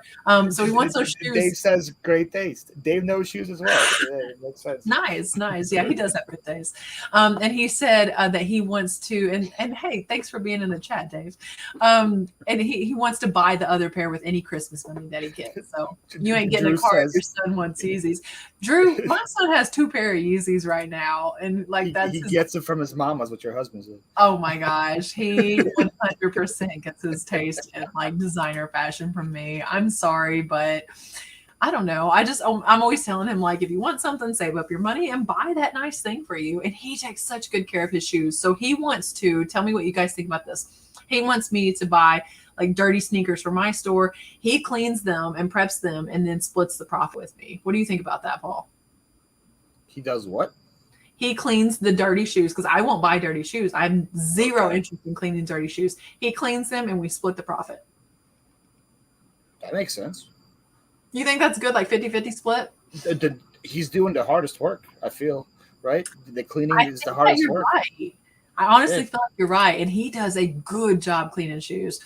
Drew says, I wear $7 Hokas I found at the flea market. I have some $5 Brooks that I've been running in. Must be nice, Drew, to have an average shoe size that you can find your shoes at a flea market. And you know what? If I could find Yeezys like Derek and Jasmine find Yeezys, then Della would own a whole closet full of them. I have a selling question. Here we go. Someone actually wants to talk about reselling, Paul. At how many listings did any of you start getting consistent sales? Starter store versus basic store. Can't afford a basic store until more sales. Vicious circle. I'm going to say for me, 500. Yeah, for me, I feel for like every 100 that you have up to 1,000, you usually get like one sale per 100. Is what I learned. So like if you have like 500, you probably usually get like 2 to 3 sales a day usually. If you get 1,000, you probably get about 5 or 10 cents a day. I don't think it makes a difference on what kind of store you have, right? What does the basic store give you? 1,000 or I don't know. They changed, like since I signed up, they changed what is the lowest level. They added a lower level. So that starter store now I think is like, I don't know. Someone tell me in the chat what the starter store is. So like, what's the lowest one? $4.99, right? I think is that the cheapest one? Yeah. So I think that one gets like 1,000 or something. I'm pretty sure. No, the store above that is the one that I'm at. I guess basic, and that's 1,000. So that that they added that's like $4.99 is it like 250 listings? I don't know what it is. I don't know. I'm paying way too much for my store, is what I know. Are you paying more for your store than what you're paying for your storage space? Probably. I have an anchor store, so I'm paying like $300 a month, and because I needed it for 10,000, but then they upgraded to anchor to 25,000, and I don't think I will ever reach 20 unless I get like a huge crew here and stuff and start pumping out things. But to answer your question, around 500 is when you should get around 2 or 3. It also depends what you're listing as well. If it has a good sell-through rate, if you have a bunch of stuff that has like 400 listed and 2 of them are sold, and that's your whole store, that's not gonna do. But if you have average sell-through rate, about 5 listings, you should get consistent sales every single day. I see people with like 300 to 500, 300 to 450 listings at 400 sold in the last 90 days, and I'm just like, what are you selling? I need to be selling that. That is incredible. Because like I have right around 1,400. This week I didn't list a whole lot, so I have around 1,400 listings, and my solds are at like 450, and I'm just like, and they say I want 1,400 listings. I said, no, you don't. You want 400 listings, like what you have. That with 400 that are selling, what you have is so much better. So it's not about how many you have listed, because you could have 500 pieces of trash listed, Carla. And just because we say that we saw consistent sales at 500 does not mean you will have consistent sales. That's what I always like. Don't get the whole like, oh, your success rate is based on how many listings you have. No, because I can go easily list 1,000. Like I keep using that example of like rocks, and you're like, oh, I have so many rocks on my driveway I can list, but like you can do that and it's not going to sell. Or you can have 1,000 listings like Osborne to thrift. He had like 1,000 listings, 1,000 sold, 90,000 in 90 days. So it's all based on that. Yeah. Ooh. Do you think Coogee gets faked? Yes. Yeah. What's it called? Ed Hardy gets faked. So if Ed Hardy gets faked, Coogee definitely gets faked. Paul, what size shoe are you? I'm a size 16. So good luck to anybody finding size. And 16. What do you like to wear? I see 15 sometimes in my thrift. Right now I own a pair of Asics, a pair of Brooks, and a pair of Nikes that my good friend Kayla sent. Nice. She found them at a yard sale center. So if I see 16s, just pick them up. Is that what you're saying? Pretty much. Okay. All right. I saw a pair of 15s once, and I was like, I wonder if he needs shoes. But then they were 15. They weren't 16s. And I'd heard you say that before. The $4.99 is like 250 listings, but I it seems have a like few Jordans size 15. You can keep those, Derek. what is it? Derek has a few Jordan size 15. He said. Oh, gotcha. Trevor, size 16. Want to be on my kickball team? Yes. They have multi-quantity items that sell quick, more than likely. I don't know. Yeah. Yes, sometimes some of them. And some That of them, also helps. yeah, that's true. I just think that's Derek says emphatically that Gucci gets faked. For sure. I'm fake Toms get fakes? No way. I'm just taking the time to fake Toms. That's like saying I bought some fake Old Navy. Oh my gosh. That's what I think about some of the newer Coach bags that are faked. I'm like, that's not even a cute Coach bag. Like I bought some Coach, and you guys will see it in an upcoming video next week. I'm coming out with a how to clean and restore vintage Coach video. And Paul messaged me and was like, did I do well on these Coach bags? And I was like, oh my gosh, those bags are gorgeous. And they're the exact ones that I collect. And he sold them to me, you guys. I was so excited. And I didn't think they were in great condition, but I knew that I could rehab them. And I was like, dude, just fold them up if you need to. Stiff them in like a bubble, flat rate. I don't even care. And then they get to me, and oh my gosh, it'll be in my video where I'm unboxing them live, but they were in incredible condition. And oh my gosh, they were just so good. So that kind of Coach, I could almost see why people would like, I don't appreciate any fakes or counterfeits ever, but the new Coach that's like made in China with their C's all over it, and I don't even like it. Why even fake that? That's like faking a pair of Toms. She said, I couldn't believe it. Yeah. Hey guys, Melanie, I'm super excited to see you in the chat. Super here. Glad to see you. She said people have too much time. I guess. I don't know. My wife wants a Coach and Disney collab bag. I'm going to have to get a death pile to pay for it. Okay. There is some new Coach. Now I say new, when I say new Coach, I'm talking about the stuff that you see every basic white girl carrying in the mall with the C's all over C print. Yeah. It's so ugly. Okay. I'm sorry to anyone in the chat. I probably should have said that owns one of those bags. No, I own one of those bags. I'm sorry, Paul. Your bag, I'm sure it's beautiful for you. And I'm sure the Coach I carry, some people would never carry it. Some of it looks like briefcases. You guys would probably think it's ugly. For me, I don't like it. Okay.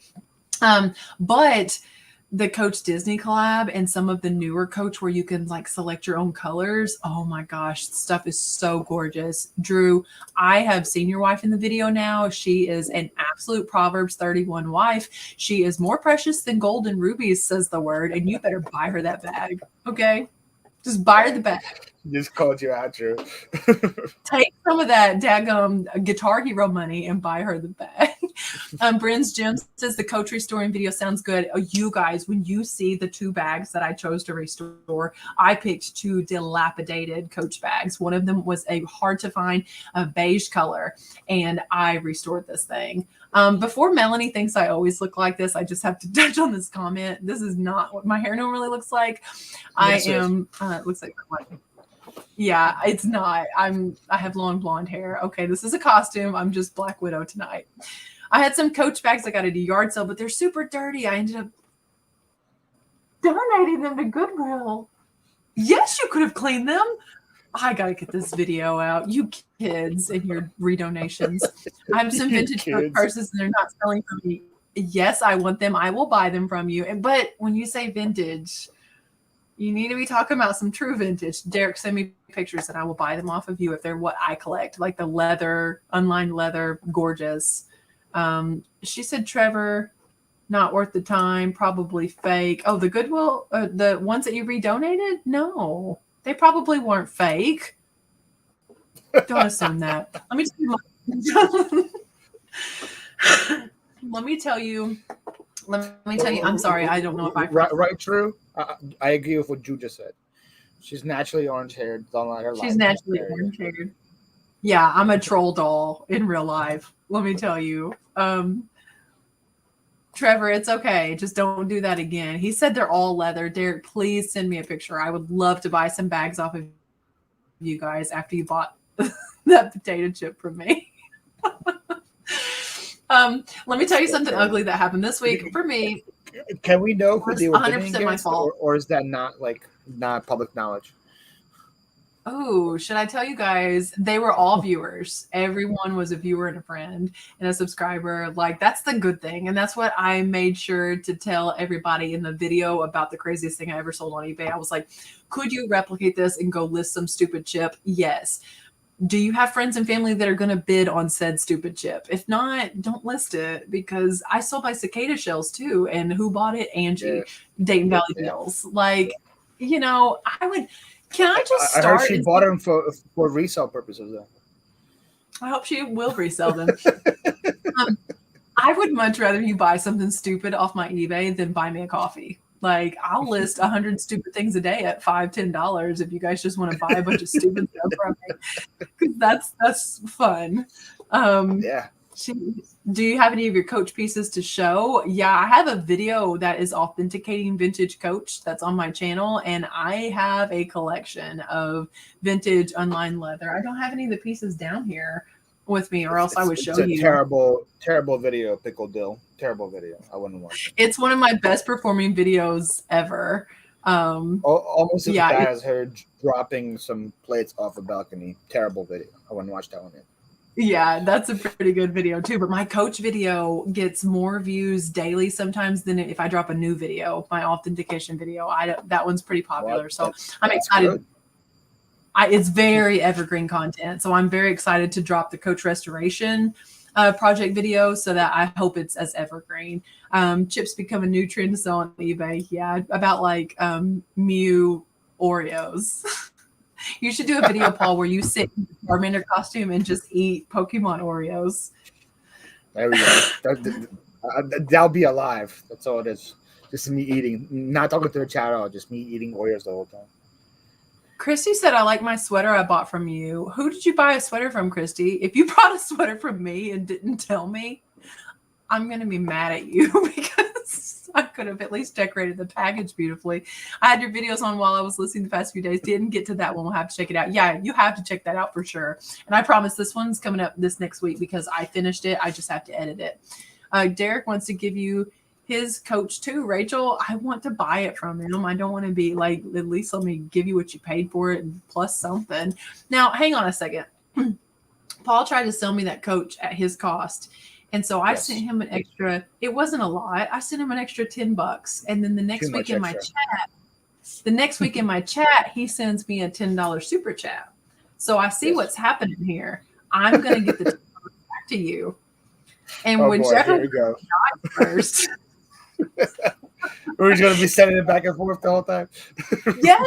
I feel like we should constantly keep this $10 moving between the two of us. And whoever dies first can throw the $10 in the coffin before they bury us. Okay. There we go. Sounds good. Get your money ready to throw in the coffin, Rachel. The pink lucky sweater with the cold shoulder detail, Christy. Why did you tell me that was you? I didn't know that. That's beautiful and so sweet. And thank you so much for buying it from me. If I had known that, I would have told you thank you formally. I never got to my ugly thing. The ugly thing that happened for me on eBay this week was that I didn't list enough. I mean, I haven't listed much at all this week, you guys.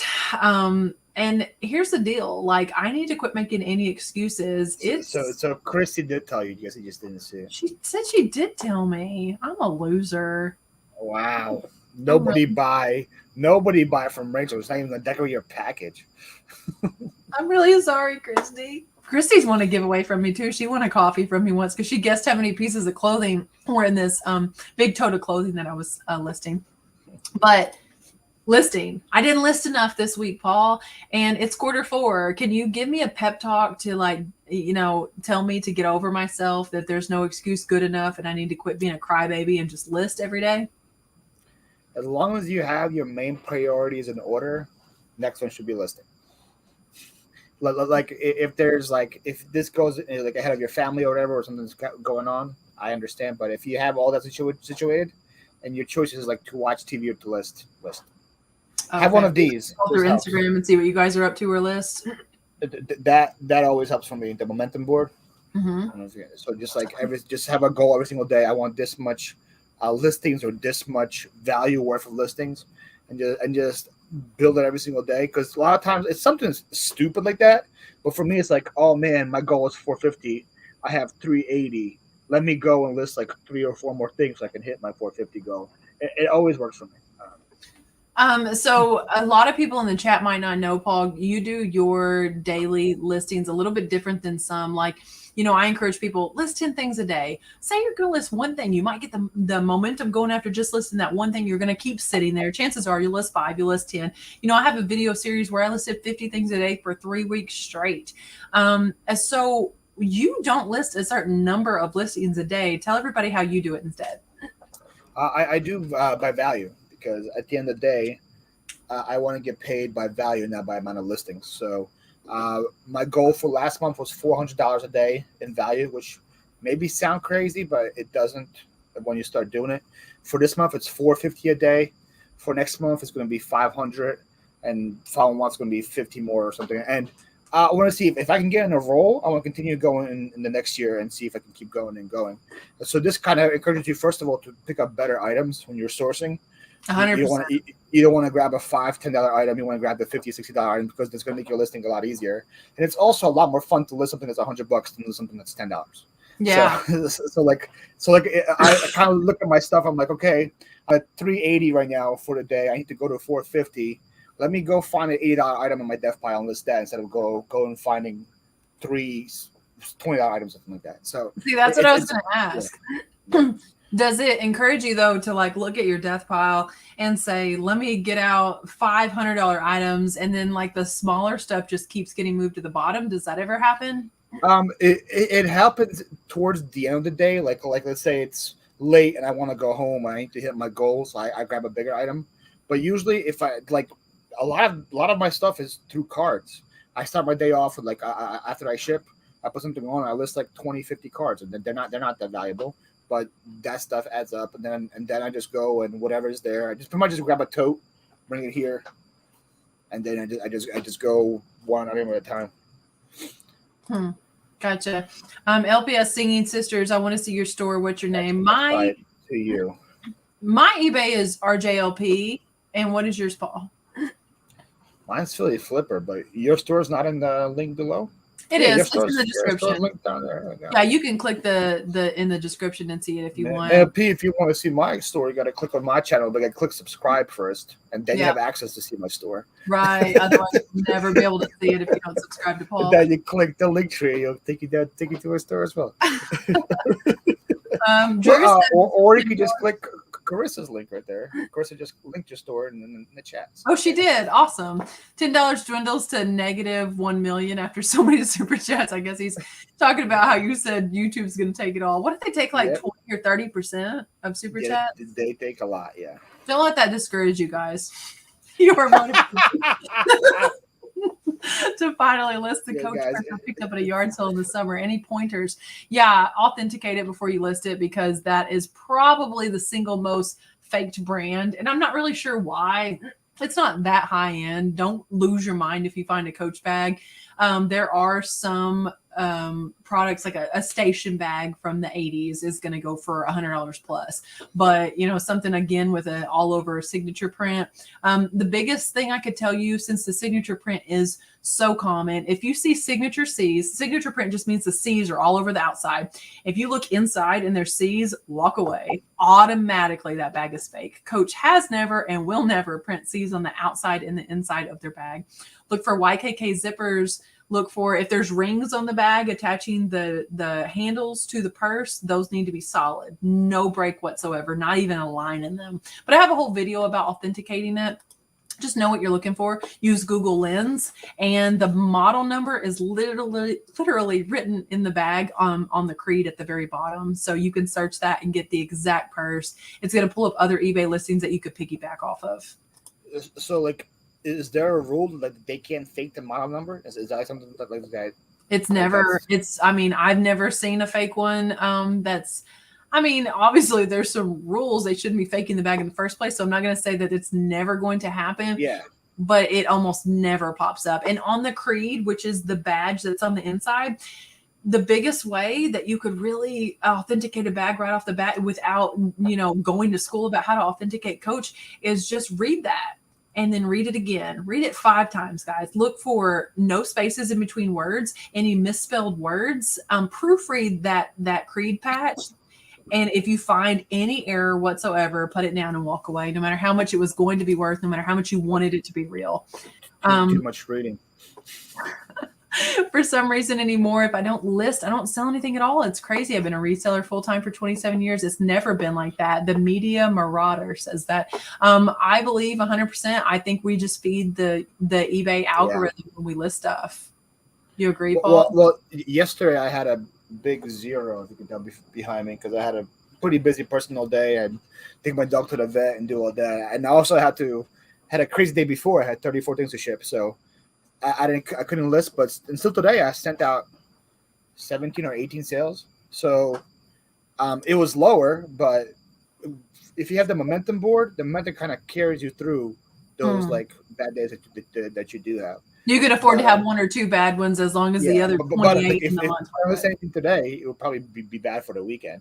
But so that's why I also want to I understand what you say when you say treat your business like it's your business. That's very understandable. But I also want you guys to understand to treat your family first too. A lot of times people are committed to eBay oh man, it's Sunday, it's supposed to be family day, but no, I got to go get my listings done. I have to hit my momentum board. I have to put a number, but and you just go lock yourself in your warehouse, lock yourself in your shed, and you forget about your family and do that. No, I would say get those priorities set first, and then take care of that. So for me, it's a lot easier. That's why people that have families, they can't really do what I do, because I don't have a wife, I don't have kids, I don't have any. I have a dog. That's the only thing that's in my life, and I think she likes my parents more than me anyway. So if I drop her off my parents' house, she doesn't care about how long she's there. So I can afford to have these kind of goals every single day and take care of them. People that have families and all that, people have full-time jobs, they definitely can't do what I do. So it's definitely understandable there.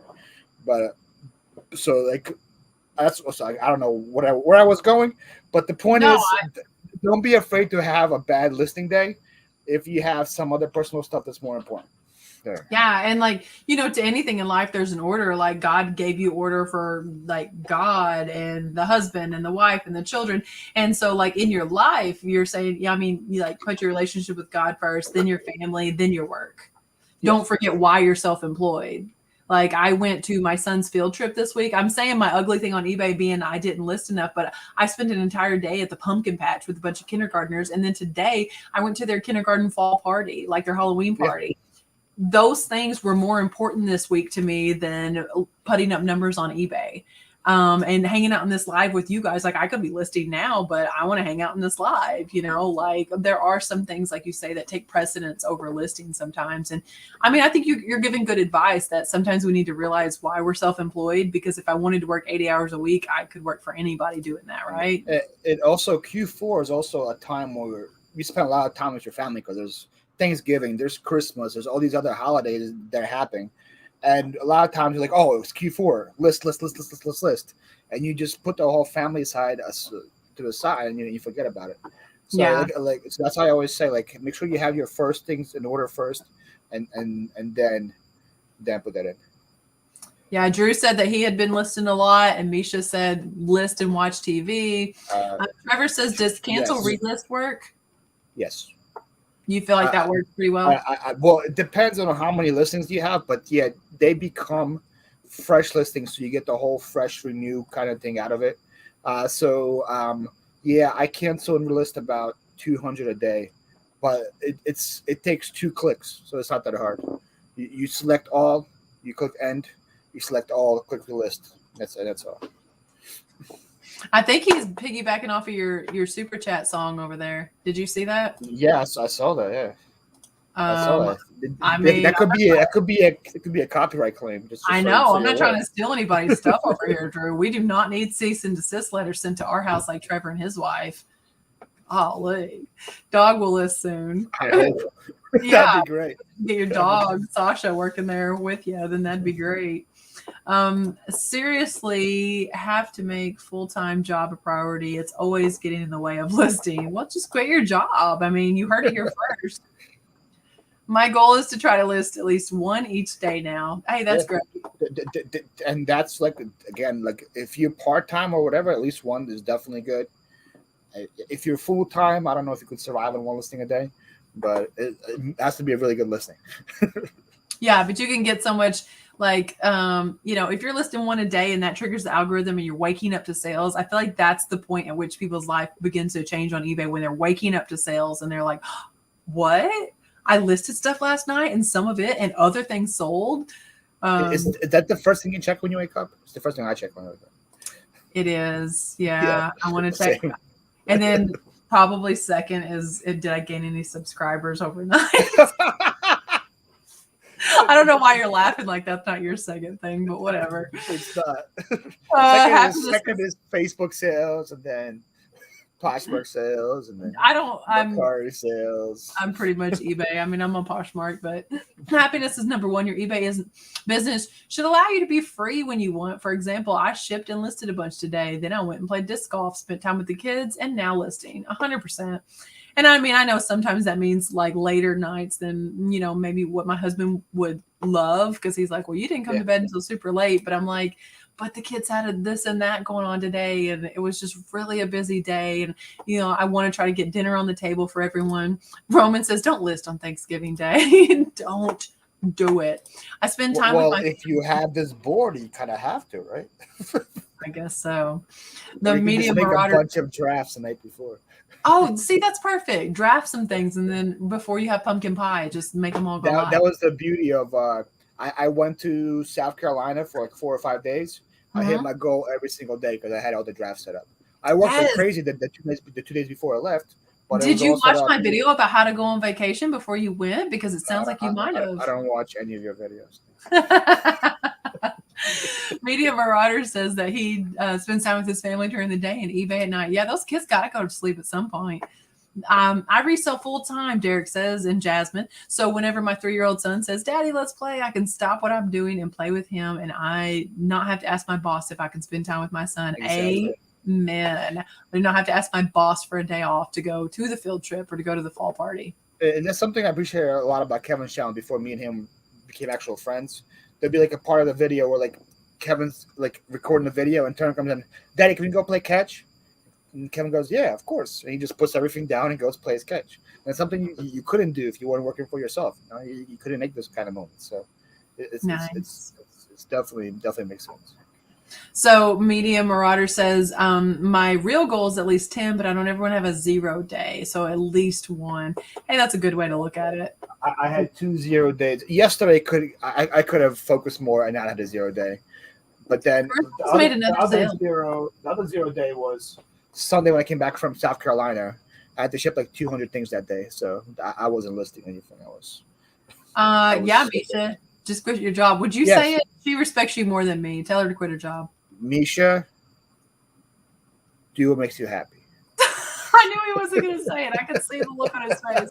Trevor asked, does just one listing trigger the algorithm, or is there a different minimum? If I knew how the algorithm worked, I would write a book and be a New York Times bestseller about it.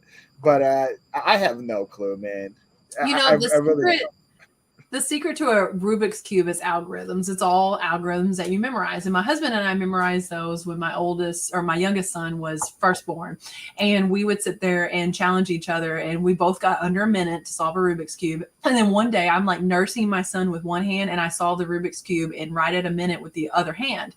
It's all algorithms. And I can tell you it's easier than understanding eBay's algorithms or YouTube's. I can do that, but don't ask me what eBay's algorithms look like because I don't know. Hey, I have mod status. Could I put Derek in timeout, or do I need your permission? What did he say?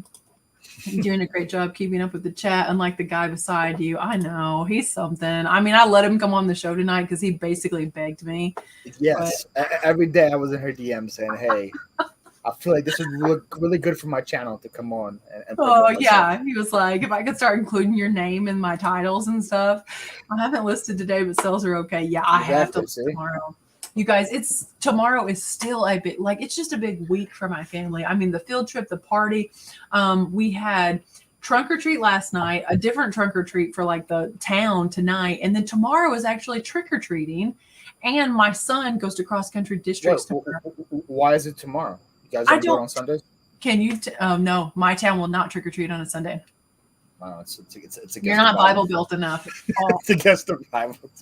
Hey, I come from a very conservative, like Russian. Like right now, if you go to my Facebook, it will say Halloween's the devil. Yeah. Almost every single, because all the Russians think all the Slavics think it's the worst holiday in the world. Right. And so like I'm like the black sheep in the community, where I'm like, no, it's about kids getting candy. Nothing bad about it.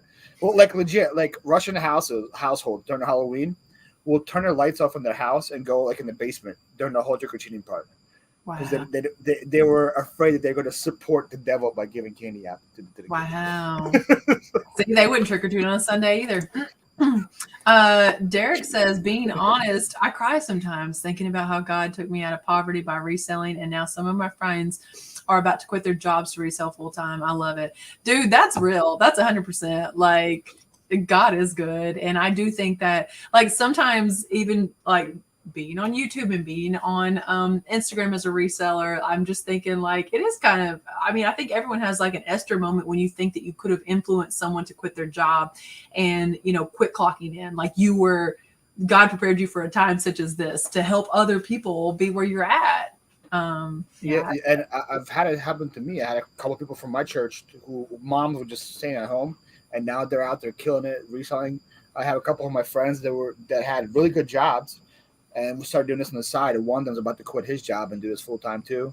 I had two guys that used to work for me, quit working for me to start full time reselling. So it's cool to just build that all around you. That's incredible. Like, I want everybody to know the type of freedoms that we have, but I know it sounds like a sales pitch. So I always, on my personal Instagram, I'm always like, again, this is not a MLM. I receive nothing if you become a reseller. If anything, I have more competition around here because you're going to be in the thrift stores with me, but there's so much room for everyone to win. Drew says candy is the devil. Depends on the candy. If it's vegan candy, probably is. I don't trust. What's your favorite type of candy? Payday. You're going to say something nasty like payday, aren't you? With meat in it. Beef jerky. I enjoy a good Kit Kat. Like never go wrong with a Kit Kat. That's a different, like, not everyone picks that as their favorite. You're thinking outside the box now. What's people's favorite? Like Reese's? I don't know. I feel like people would say Milky Way or Three Musketeers or Snickers. Milky Way? Or a Kit Kat? In what world? You want something crunchy because you want to feel like you're eating something, because you probably, at 6'6", you probably have to eat like 6,000 calories a day. So of course you like a Kit Kat. For breakfast.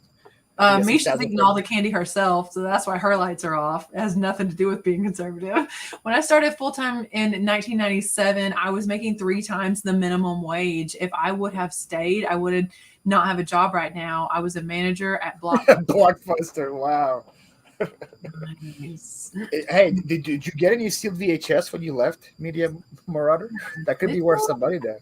We have friends that want to know if you have any sealed VHS.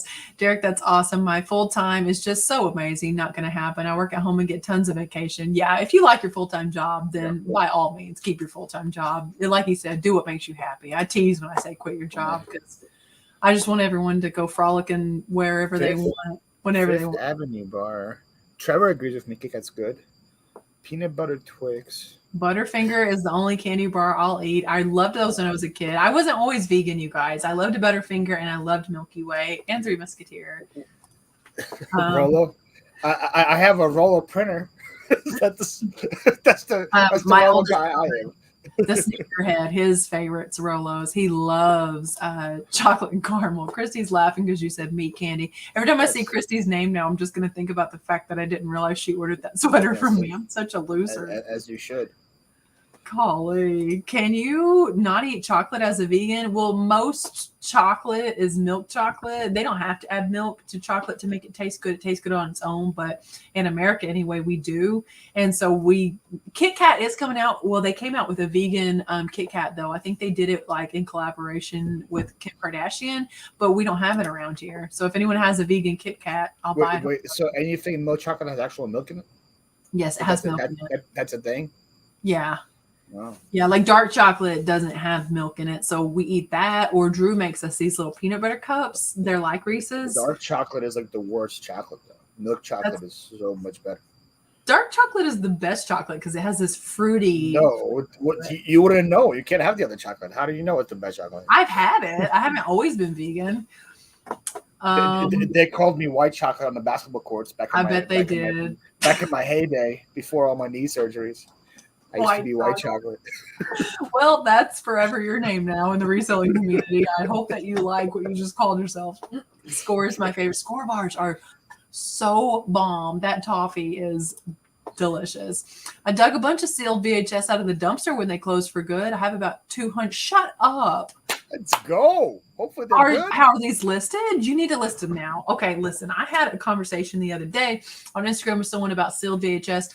And I'm like, get that sucker listed. And they're like, absolutely not. I'm going to hang on to it because it's like a hard asset. And I'm like, sealed VHS is not gold or silver. Okay. It's not a hard asset. There is a bubble right now that you need to sell before this bubble bursts because it's artificial inflation. It's not even true VHS collectors that are buying these. It is people that are driving up the price so that they can now own it when the price gets even higher and sell it. These are not collectors buying these. If you have sealed VHS, the time to sell it is yesterday. Get it listed. Like, do you agree with this, Paul? There's a whole bubble for everything. Yeah, I agree. I feel like the sealed VHS bubble is definitely a lot smaller of a bubble than like the sports card bubble that we're in right now or the Pokemon card bubble. But there's always gonna be people who want to grade stuff and sell it. But I don't think the VHS one's gonna last too much longer. So like, yeah. So I always, if I find something good, I always feel I don't know, hold on to it. I'm going to sell it immediately. It just makes me want to think, like, what's next, though? If VHS is popping now, why can't DVDs be popping in 2 years from now? You know, like sealed DVDs or whatever. They're going to find something else that's sealed to inflate. I just sold a sealed reel-to-reel. That was one of the cool vintage things I sold this week. It was a sealed reel-to-reel, and it sold for around $30. Trevor, I'm kind of embarrassed for Kit Kat that they did not think of what you just said, Kit Kardashian. That's good. They did not call it that. So you have a future in marketing somewhere, brother. It may have been my fault. Did you see what your dad wrote, by the way? No.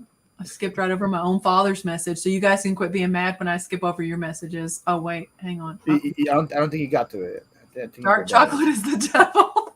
There it is. My parents are not vegan. So I agree with you. The few chocolate makers who make vegan chocolate, and it's delicious. Dark chocolate is actually good for you. Yeah, it has antioxidants and flavonoids, right? Flavonoids, same concept. Drew knows. See, your husband knows all about the polos. You guys see exactly what I deal with, like why he's not a reseller. But I feel like those like sealed black diamonds come with like a Beanie Baby on the side. Misha, if you buy one of those. Yes, a Beanie Baby. Oh, that's what I'm gonna put up a lot, you guys. That'll be my next crazy thing to sell on eBay. I'm gonna put a lot of Beanie Baby and VHS Disney black diamond. Misha, I do not eat marshmallows because they have gelatin in them. And for those of you that don't know how gelatin's made, it is either boiled in the lining of a pig's stomach or made with marrow and like with bones. And so we don't eat gelatin. And I know that, and I still eat it. My mom stopped taking us trick-or-treating because my neighbors used to put pins and razors in the candy. Seriously. Did you always live in Atlanta, brother? Like, what the heck? It may have been my fault. Maybe the message didn't save. Oh, you know what, Christy? I would never claim it was your fault, but it had to have been. Oh, let's see. Okay, I just got one. Should I get it graded? No, Christy. I'm not telling you to spend any extra money on this. No. That is what they are doing to create this bubble. Sell that thing. If you get it for like a cent or 10 cents, you can get at least $100 for it. Sell it. Yeah. And that's the crazy part is the ones that I had were decent. They sold within minutes. Like I listed it for $250. Had an offer for $240 that I was like, oh, that's a good offer. I'm going to accept. I couldn't accept it because somebody else already bought it for $250. That like that's how. So I was like, maybe I listed it for less. But I've heard stories about people having 1,000, 2,000 VHS. I would just list them right away. List them, get them out of your thing. This is the most real comment I've ever seen on my live ever.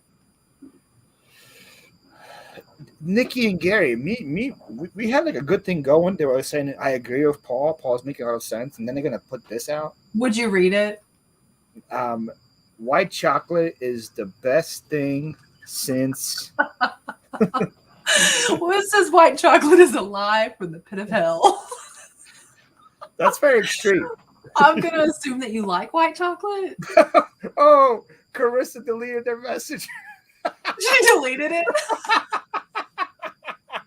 That's so mean, Carissa. That's like Carissa. I'm keeping it up here just so everyone knows it's true. It is a lie. Why is the word chocolate ever in this description? This is not chocolate. She said, sorry, that was held for review and my mouse hit the button. Oh, sure was. Oh, I'm keeping it up here for a moment just so everyone can see the truth. It's out there.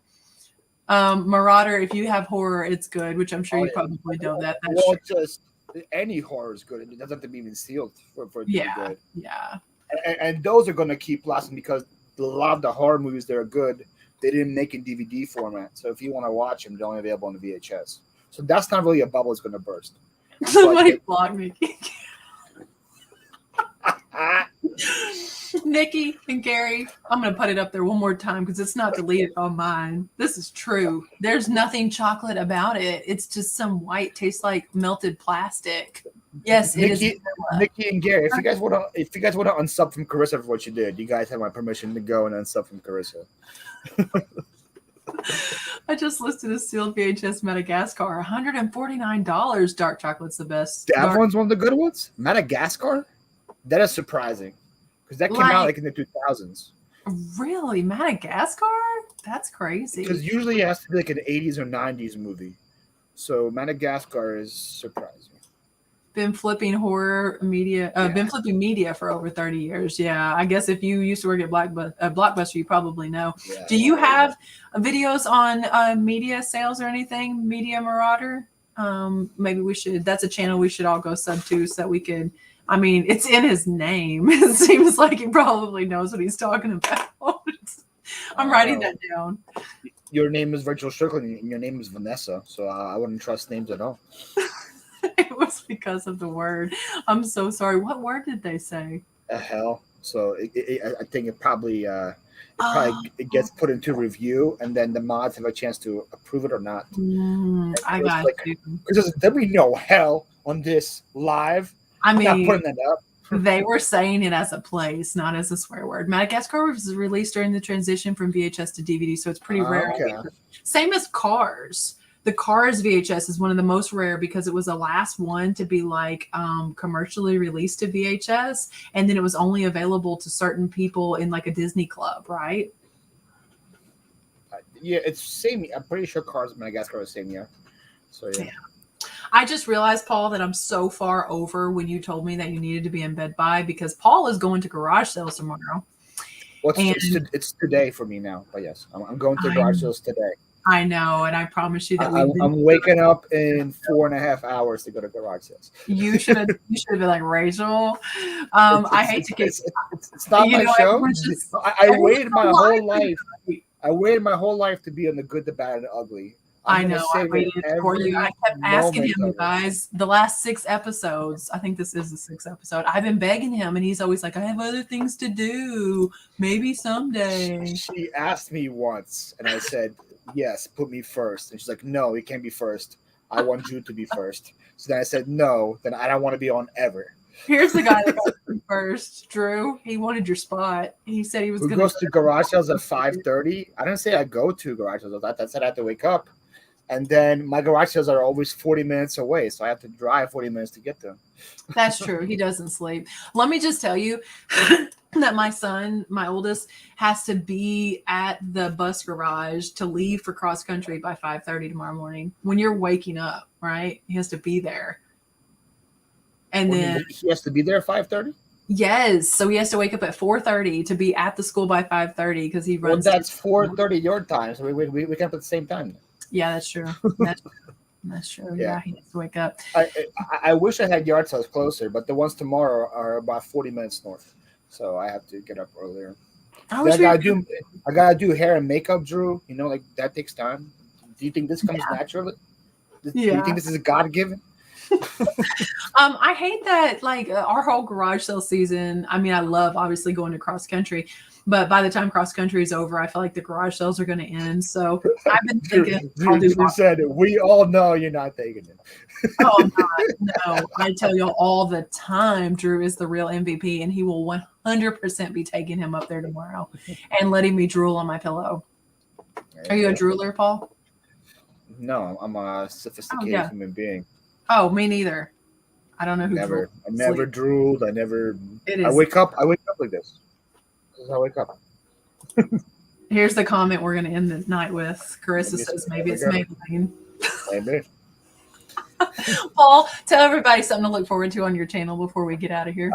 So I'm starting to take YouTube seriously again because I got a pretty big boost in the last couple of weeks. So every Tuesday and Friday, 12 p.m., new video comes out, and they're guaranteed to blow your socks off. I love that. Even if you're not wearing socks, socks will be blown off. You're gonna have socks be put back on your feet, and they're gonna be blown off by the time the video ends. Nice. Okay, so be looking for that weekly. And then how are you doing on your lives on your live channel? The lives on my live channel, I'm waiting on Yako's permission, but me and Yako are gonna try at least to do one live a week there. And besides that, it's just, hey, if I'm bored or whatever, I'm pop on, and we're there. Nice. I already hit my watch hours for that channel, which is crazy. Oh, that's beautiful. It has like 300 subscribers. I already hit my watch hours. Wow, so, I think you maybe only had me on there once. On your live channel? No, you've never had me on there. Yeah, you were on my live channel. You were there during my 24-hour live, Carissa. Oh yeah, that's true. That's true. And then you came back home when I was doing a shipping live. You were teaching Krillin about Coach bags. Look, how quickly we forget how much airtime. No hair or makeup, like how much airtime we gave you over here. How quickly we forget. Ay. Don't watch if you like your socks, Trevor says. Exactly. Trevor, that's a very good point. We couldn't thank y'all enough for hanging out this long with us tonight. Sorry for going so long, Paul, but I appreciate you being here. Paul, are you yard selling in Quakertown area? That's where we are. No, I'm going to be in Collegeville, Sunshine Resellers. Kind of close. Sunshine Resellers. I'll go ahead and click on this. Yeah. I guess y'all aren't going to be at the same area. Quakertown, that sounds like a place I want to go garage selling. Well, Quakertown is probably like 20 minutes from there. So if you guys want to drive to Collegeville, you probably see me somewhere. I'm a big guy. You can't miss me. Nikki, Gary, we love you on our YouTube. And if we didn't like you so much, we wouldn't be giving you a hard time. But I agree with you that dark chocolate or white chocolate is terrible. Don't listen to other people. What she wanted to say was dark chocolate was terrible. No, that was her first initial thought. This is the channel you came to support, and I agree with you, and that's all that matters, okay? Are you going to trust somebody that's wearing fake hair, Nikki and Gary? Are you going to trust somebody that has spray pan in their hair for your opinion of what chocolate is good?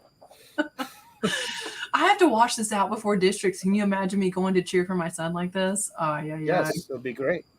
It's going to be terrible. You'll fit right in. We are so happy that you guys came tonight. God bless you. And will you say it with me, Paul? Because none of the guests ever say it with me. I know there's a lag, but try to say it with me, okay? He's looking at me like, what am I going to say?